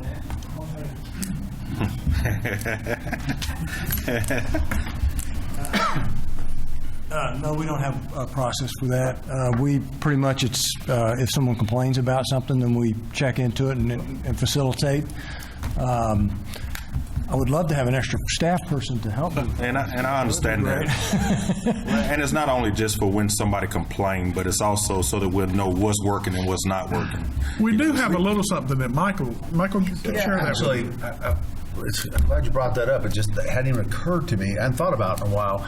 But when we did the Business Development Task Force 5 or 6 years ago, out of that came several things which we changed. We cut forms, streamlined process, just did all sorts of things to help there's certain information we need to get, but help streamline that the best we could and still capture what we needed. There was also then the workflow process review, and what I'm getting at is one of those things that we did do was send a little card, yes. self-return stamp, Yes. right, card. Yes. And I hadn't thought about it. I think probably what's happened, we've had so much turnover.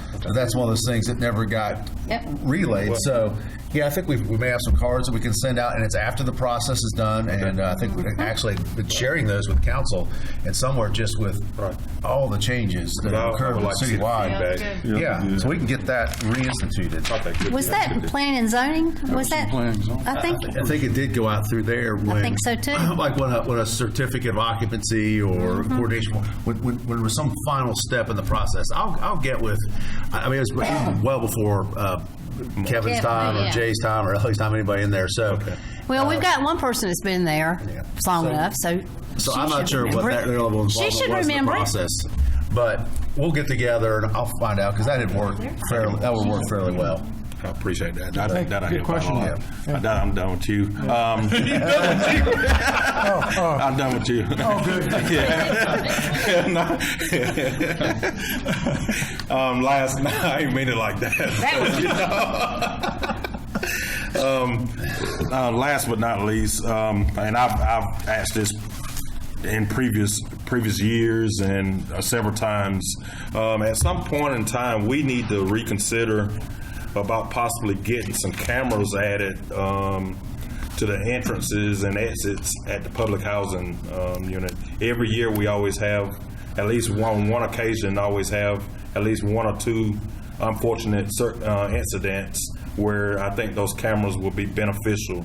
I'm not looking at no cameras to invade anybody's privacy as far as at their residence or anything, but you got two ways into the public housing area, and I think in some manner with the incidents that we have over the years, I think we need some sort of surveillance that will capture some information that'll be beneficial to the police department, I think some of us had that discussion at the picnic, the family, and I agree with you. Cedric, that's something that last time, 25 years ago, was funded through HUD, and HUD will still allow that. Would you check into that for us, see what kind of, maybe in next year's budget or something? I know you're committed this year with doors, but we look. There are opportunities and that's a good thing. Apply for those grants for safety and security. I am looking to apply. Thank you. Okay, thank you. Maybe it would go further if we said we were just going to check the doors. Excuse me? Excuse me, I don't know what Because of the reports, that we were just going to check doors with our security. You have to think about it, Mayor. I'm confused. You mean have an officer check doors or what? Security. How many doors did we buy this year? Oh, it's over 3,000. That's right. Well, that could be one of our methods. See what's happening to the doors. Oh, okay. I got you now. Thank you. I'm serious. Okay. Ms. Hughes. Just a couple things. The plantings that are downtown, I know people work really hard, especially the ones outside of City Hall and the museum. They're beautiful. And I know a lot of people put a lot of time and effort, and I guess I just want people to know that it is noticed and it's appreciated. Central School Auditorium. We've talked about renaming that. We've talked about it. We've not done anything about it. Is it who? I don't know whose project or who can take that. Is that something we ask our community to help us? Is it? Well, something council needs to decide first if you're going to change what you adopted. You adopted a proposal to do it for naming rights, and you were going to charge for it. So if you're telling me you're going to drop that, well, that's different. But that's what you said, and no one is no one has been assigned to go out and hunt one. So if you're who would that be assigned to? Well, that would be tough for Lisa because she's new here. Right. I think it has to be led by council. To go out and ask people to donate money. No, you're asking for a person to do naming rights. Right. Is that's what your vote was. Right. So I think it needs to be council if we're going to do that. Our vote was. Right. I'm just saying, I think Central School Auditorium, then we need to that might be the priority, is to have somebody think of somebody or make that the top thing to do, because it's confusing to people. Central School Auditorium, they're thinking it's the physical school, not those apartments. And I think it's hard when we're trying to advertise and market it. I just think that's something we've got to put on our list then, is to find or come up with some names that we need to approach to see. And, Well, if we're going to do that, I really think council needs to want one to do it. So we need to come up with a list of names and then get a couple of people that's willing to go talk to them. But I think it needs to be council. That work session, but maybe we could just come up with that would be names. Good. That would be good. We've talked about the Walk of Fame, so to speak, with names and stuff. Is that, I don't know, where does that go? Is that ADDC?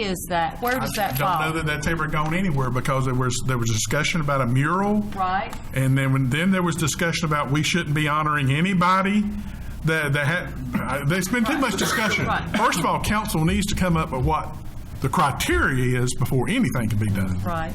I mean, what do other, again, we always kind of go back to that, but what do other communities do to recognize? I can't answer that. We want to ask staff to reach out and see what's other cities are doing. It's not a priority, but I mean, we've talked about different football players, or sports people, we've talked about, people that we want to recognize, musical people. I mean, we can or we don't have to, but I guess I'd kind of like to say we're either going to do something or we're not going to do something. Well, that's, and it would be downtown. Right. Is that what we're thinking? Yeah. If we're talking about doing that meeting that Nikki was either I've read about it or just something has come up about downtown, the streetscape, that kind of thing. That might be when we start to talk about that. The meeting. August. That would be a good thing to talk about when we do the wayfinding. Okay. I agree. Okay. That'd be a good time. Okay. And last, but the commercial code, we had that at our planning meeting. What are we doing? What's our next steps? Kevin, where are you on for adoption? He's waiting on us, I think. Well, I was waiting on it to go to planning board. Wasn't you going to take it to planning board after our meeting? Planning board doesn't really need to hear the commercial maintenance code. Okay. Put it on the agenda for the next meeting. And we have copies, everybody. He's given them to us, so we need to read them again, because, I mean, either let's do something or not. And if anybody has any questions or concerns, you can call me or email me, and I'll try to get back to you individually. If it's something you want from all the council, I'll reply all. And let me ask you this before you go further. Okay. Is council ready to move forward with adoption? I know we had to have a public hearing before, and we had all those comments, and that's when it got tabled. Are we ready to set a public hearing here at this meeting, or do we have to have a special meeting? for the commercial code. I'm wondering if it wouldn't help our council. I mean, we have a new member, is to have a meeting and talk about it. I mean, something separate. That's a big document. Well, if that's the case, we need to set a meeting I don't know. date. Does anybody else feel that way? That's a huge. We keep kicking the can because it's so big, and we don't know what.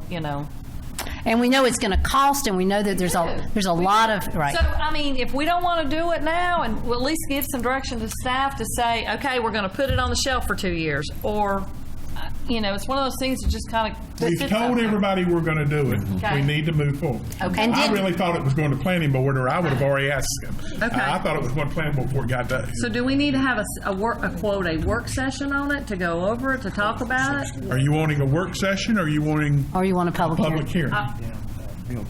Or you want a work session just saying that we're going to talk about it, maybe not do it as a formal public hearing?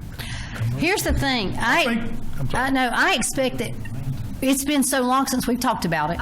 Okay, number one, right. We need to look at it, and we need to really look at it and fine-tooth comb and know that we're going to get, some folks are going to love it, some folks are going to hate it. Right. But in this year's budget, did we not say something about it within our money with James Lester with some money? Right. I think we got to do it. So I think the last time we didn't actually set it as a public hearing. We just had it as an informational meeting, and that we basically took a couple hours talking about that. Right. We held it in the Ray Allen Community Room. The planning director at that time reviewed sort of step by step the ins and outs and how it would work, and tried to answer questions from the public, and then the public's, those that were interested, their sentiment was expressed in that meeting too, and I think that's when it stopped at that time. So then, are we thinking perhaps that we as a council need to spend the next month in preparation for the August meeting, and then come in here and have a public hearing is what we need to have next?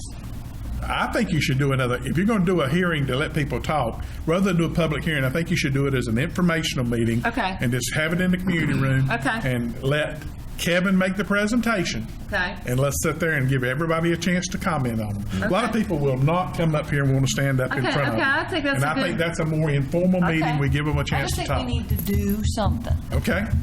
Let's be prepared next meeting to set a date. Okay. I think she's right, and when she mentioned new member, I know when you have 2 or 3 new members, you do more for them, surely, than you did for me. And we're bipartisan now, and we're supposed to be passing things along, but I don't hear from any of you. And so, yeah, we do need to do. It'd be helpful to have that. Can we get the recycling shred thing? Can we get that on the Niven Center sign? Or our Facebook page, maybe. Can that can we? You know how you've got the nice sign out there? Could we put something up there about the shred electronic thing for July 20th? Maybe that's a great thing.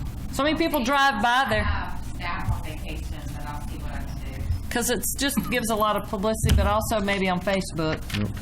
But a lot of people travel that road. I think it would be good to have it on the sign. It's been on social media for a week or two. Okay, good. Good. And the website. I will be quiet. Mr. Aldridge. All right, 2 things. First of all, I had a chance to visit with Mr. Troy Alexander yesterday for a little bit, and he says hello to everybody, and he loves us, and he just wanted to say hello.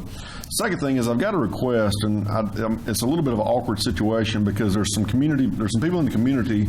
On Friday, July the 27th, they're going to have a fundraiser. We have 2 residents in our community that have pediatric cancer. And so they are in the process now of getting permits, getting the ABC permit, getting insurance and all that stuff. They're requesting a street closure on Colonial Drive from where Colonial runs into Melcor up to, I guess, North Crest Drive.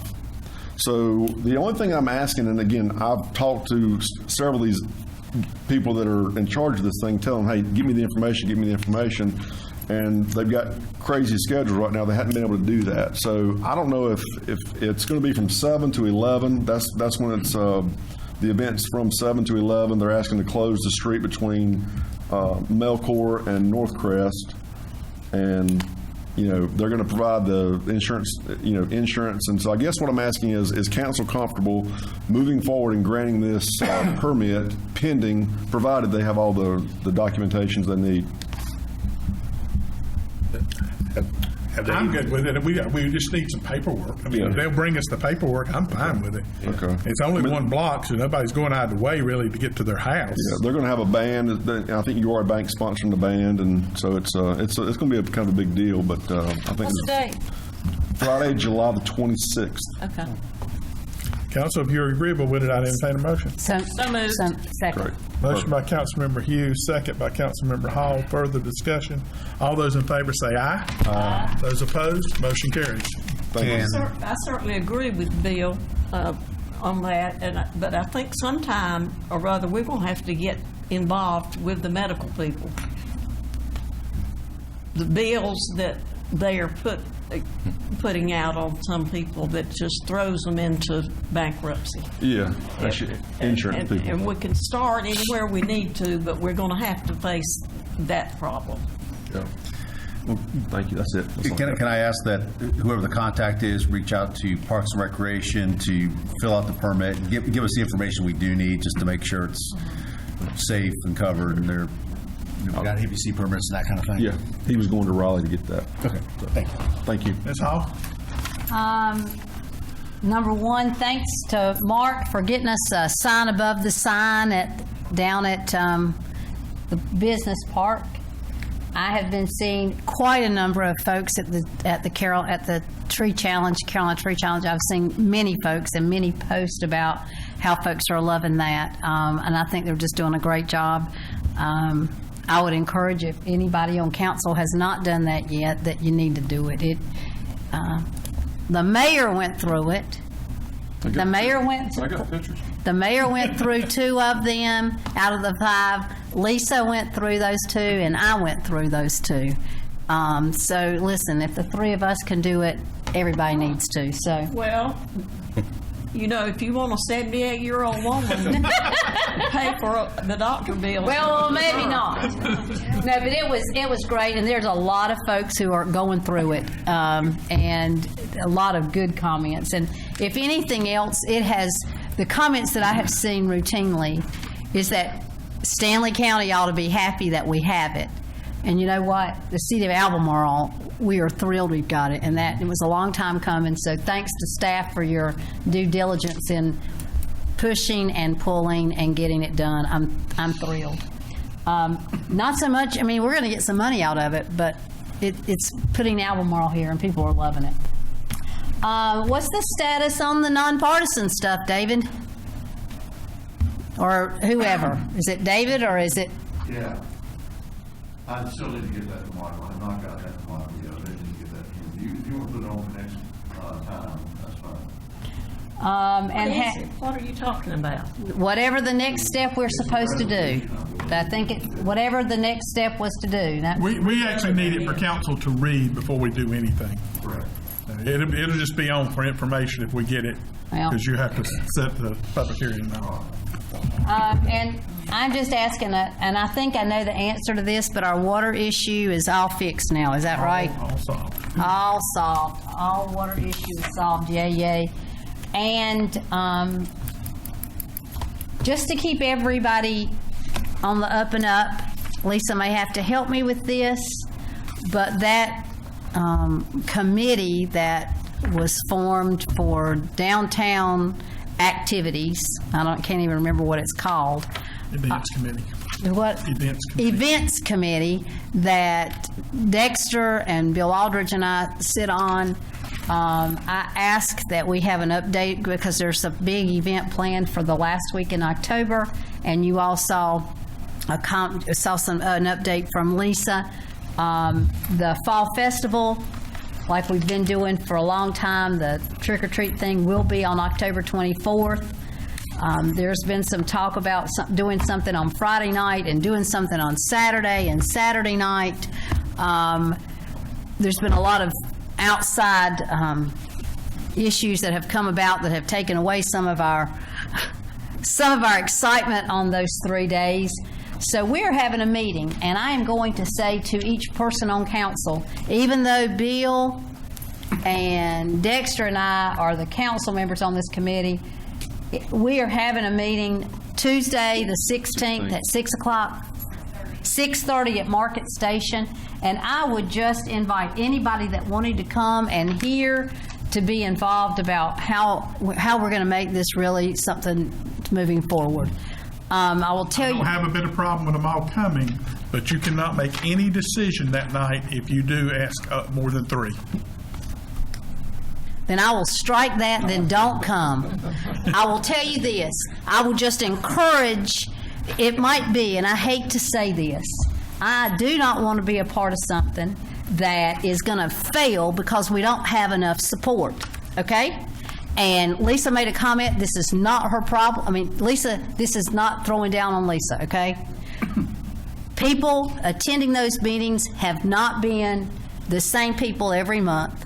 And we've had these ideas and these ideas, and we can't do that. I mean, if we're going to, and we've got, and I will tell you, we were all asked to give our names for the community. The people that have been consistent in being there are Leon and Frida. No? Amanda Griffey and Leon have probably been to every meeting, okay? I know I've not been to all of them. And it just, I mean, if we're going to make something, if we're going to have a committee, an ancillary committee that's going to make some decisions to do something downtown, then by golly, we need to get there. So if you can't come to that meeting, because we can't have more than 3, I understand that, then we may call on you to do some things, because if we're going to do something to really put Albemarle on the map and have our own festival, we got to have the support and the commitment. So, Martha Sue, do you not feel that with 3 of you that we could spend enough time with your reporting to us that if we're not planning to go? Yes, I think so, but the problem has been is that we've not met in 2 months because we wanted to get through the school year, but it had some stuff to do with the school. There's been a lot of... The problem has been the volunteers have just not volunteered. They a lot of them agreed to do it, but then they didn't show up for the meetings. So it's been tough without having the volunteers there consistently. And so just know that we're trying. We're trying.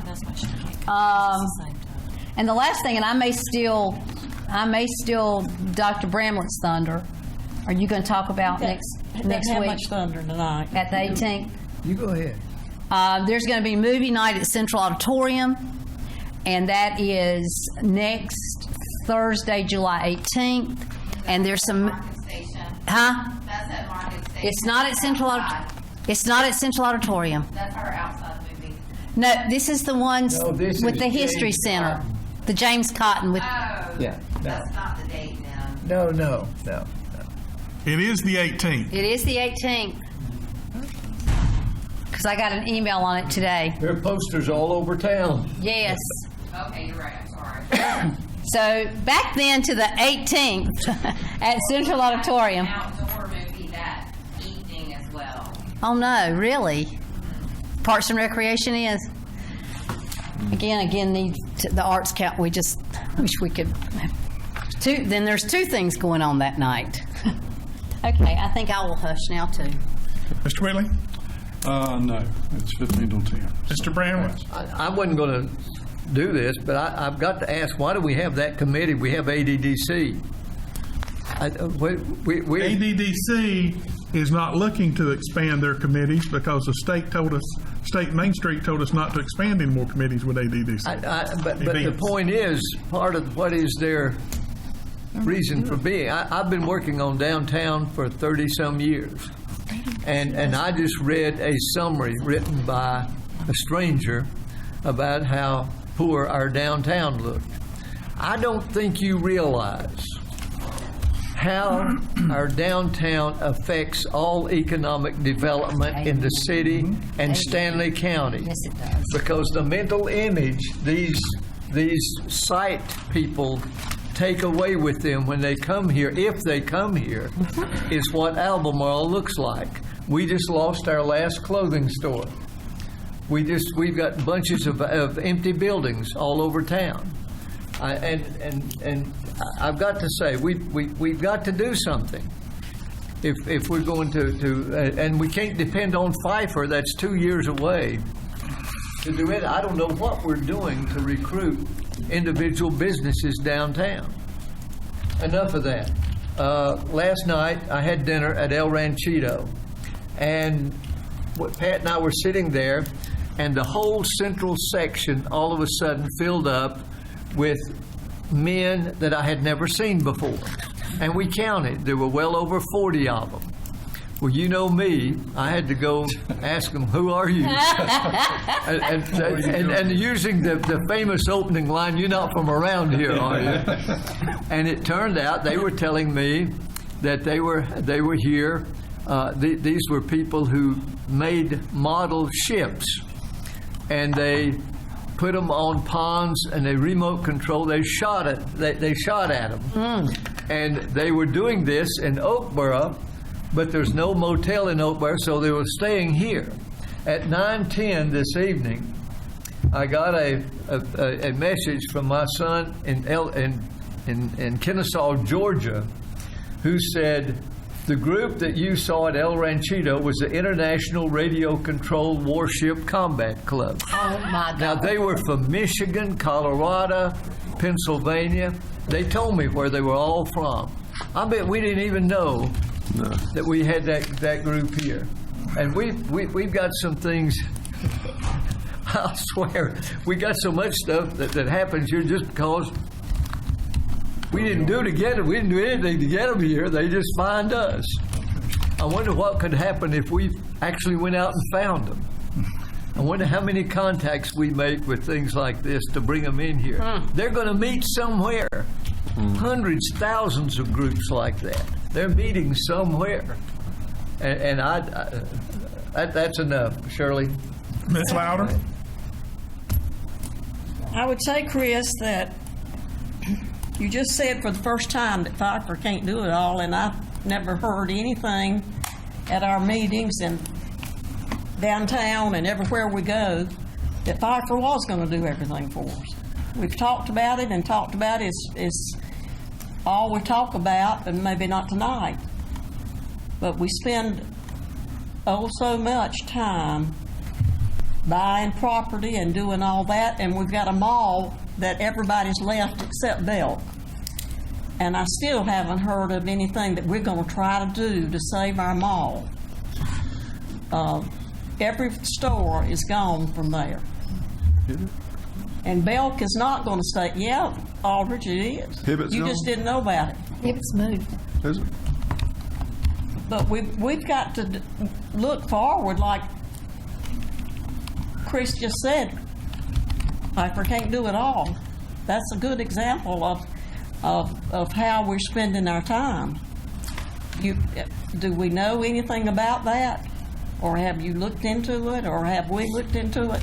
That's one of the reasons that you hired Retail Strategies to help us recruit those. And I will tell you that a couple of people have talked to the property owner, but no resolution yet. Okay. Second of all, I think that us having our planning session on time when our mayor pro tem can't come. No, I'll make it work. Well, I know you said you couldn't come. Are you telling me now you can come? I'll make it work. I will. Okay, I won't pay attention to what you say from now on. That's fine. That's fine. I will make it work. Sorry. Thank you. Okay. That was a bipartisan remark, by the way. Anything further? Yeah. Several ideas. The new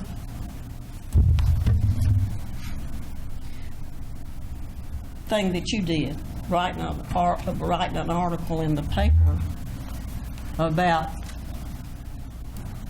we needed a different school.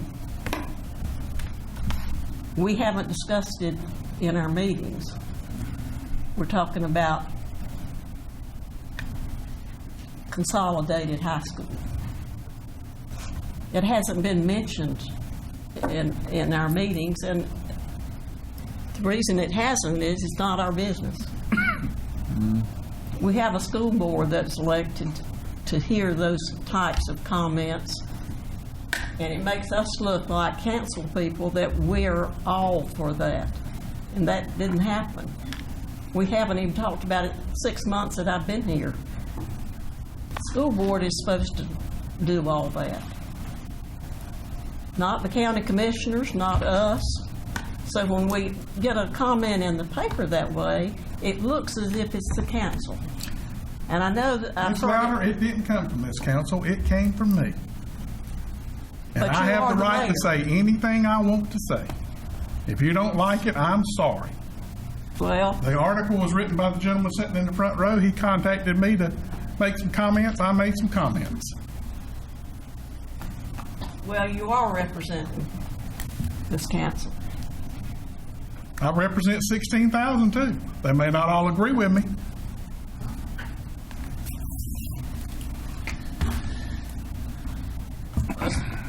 I agree with you. And lot of I'd people like to agree. hear that, I'd like to see that in print. was in Because print. we've got to, here's the deal. We had two major drawbacks to economic development in Stanley County.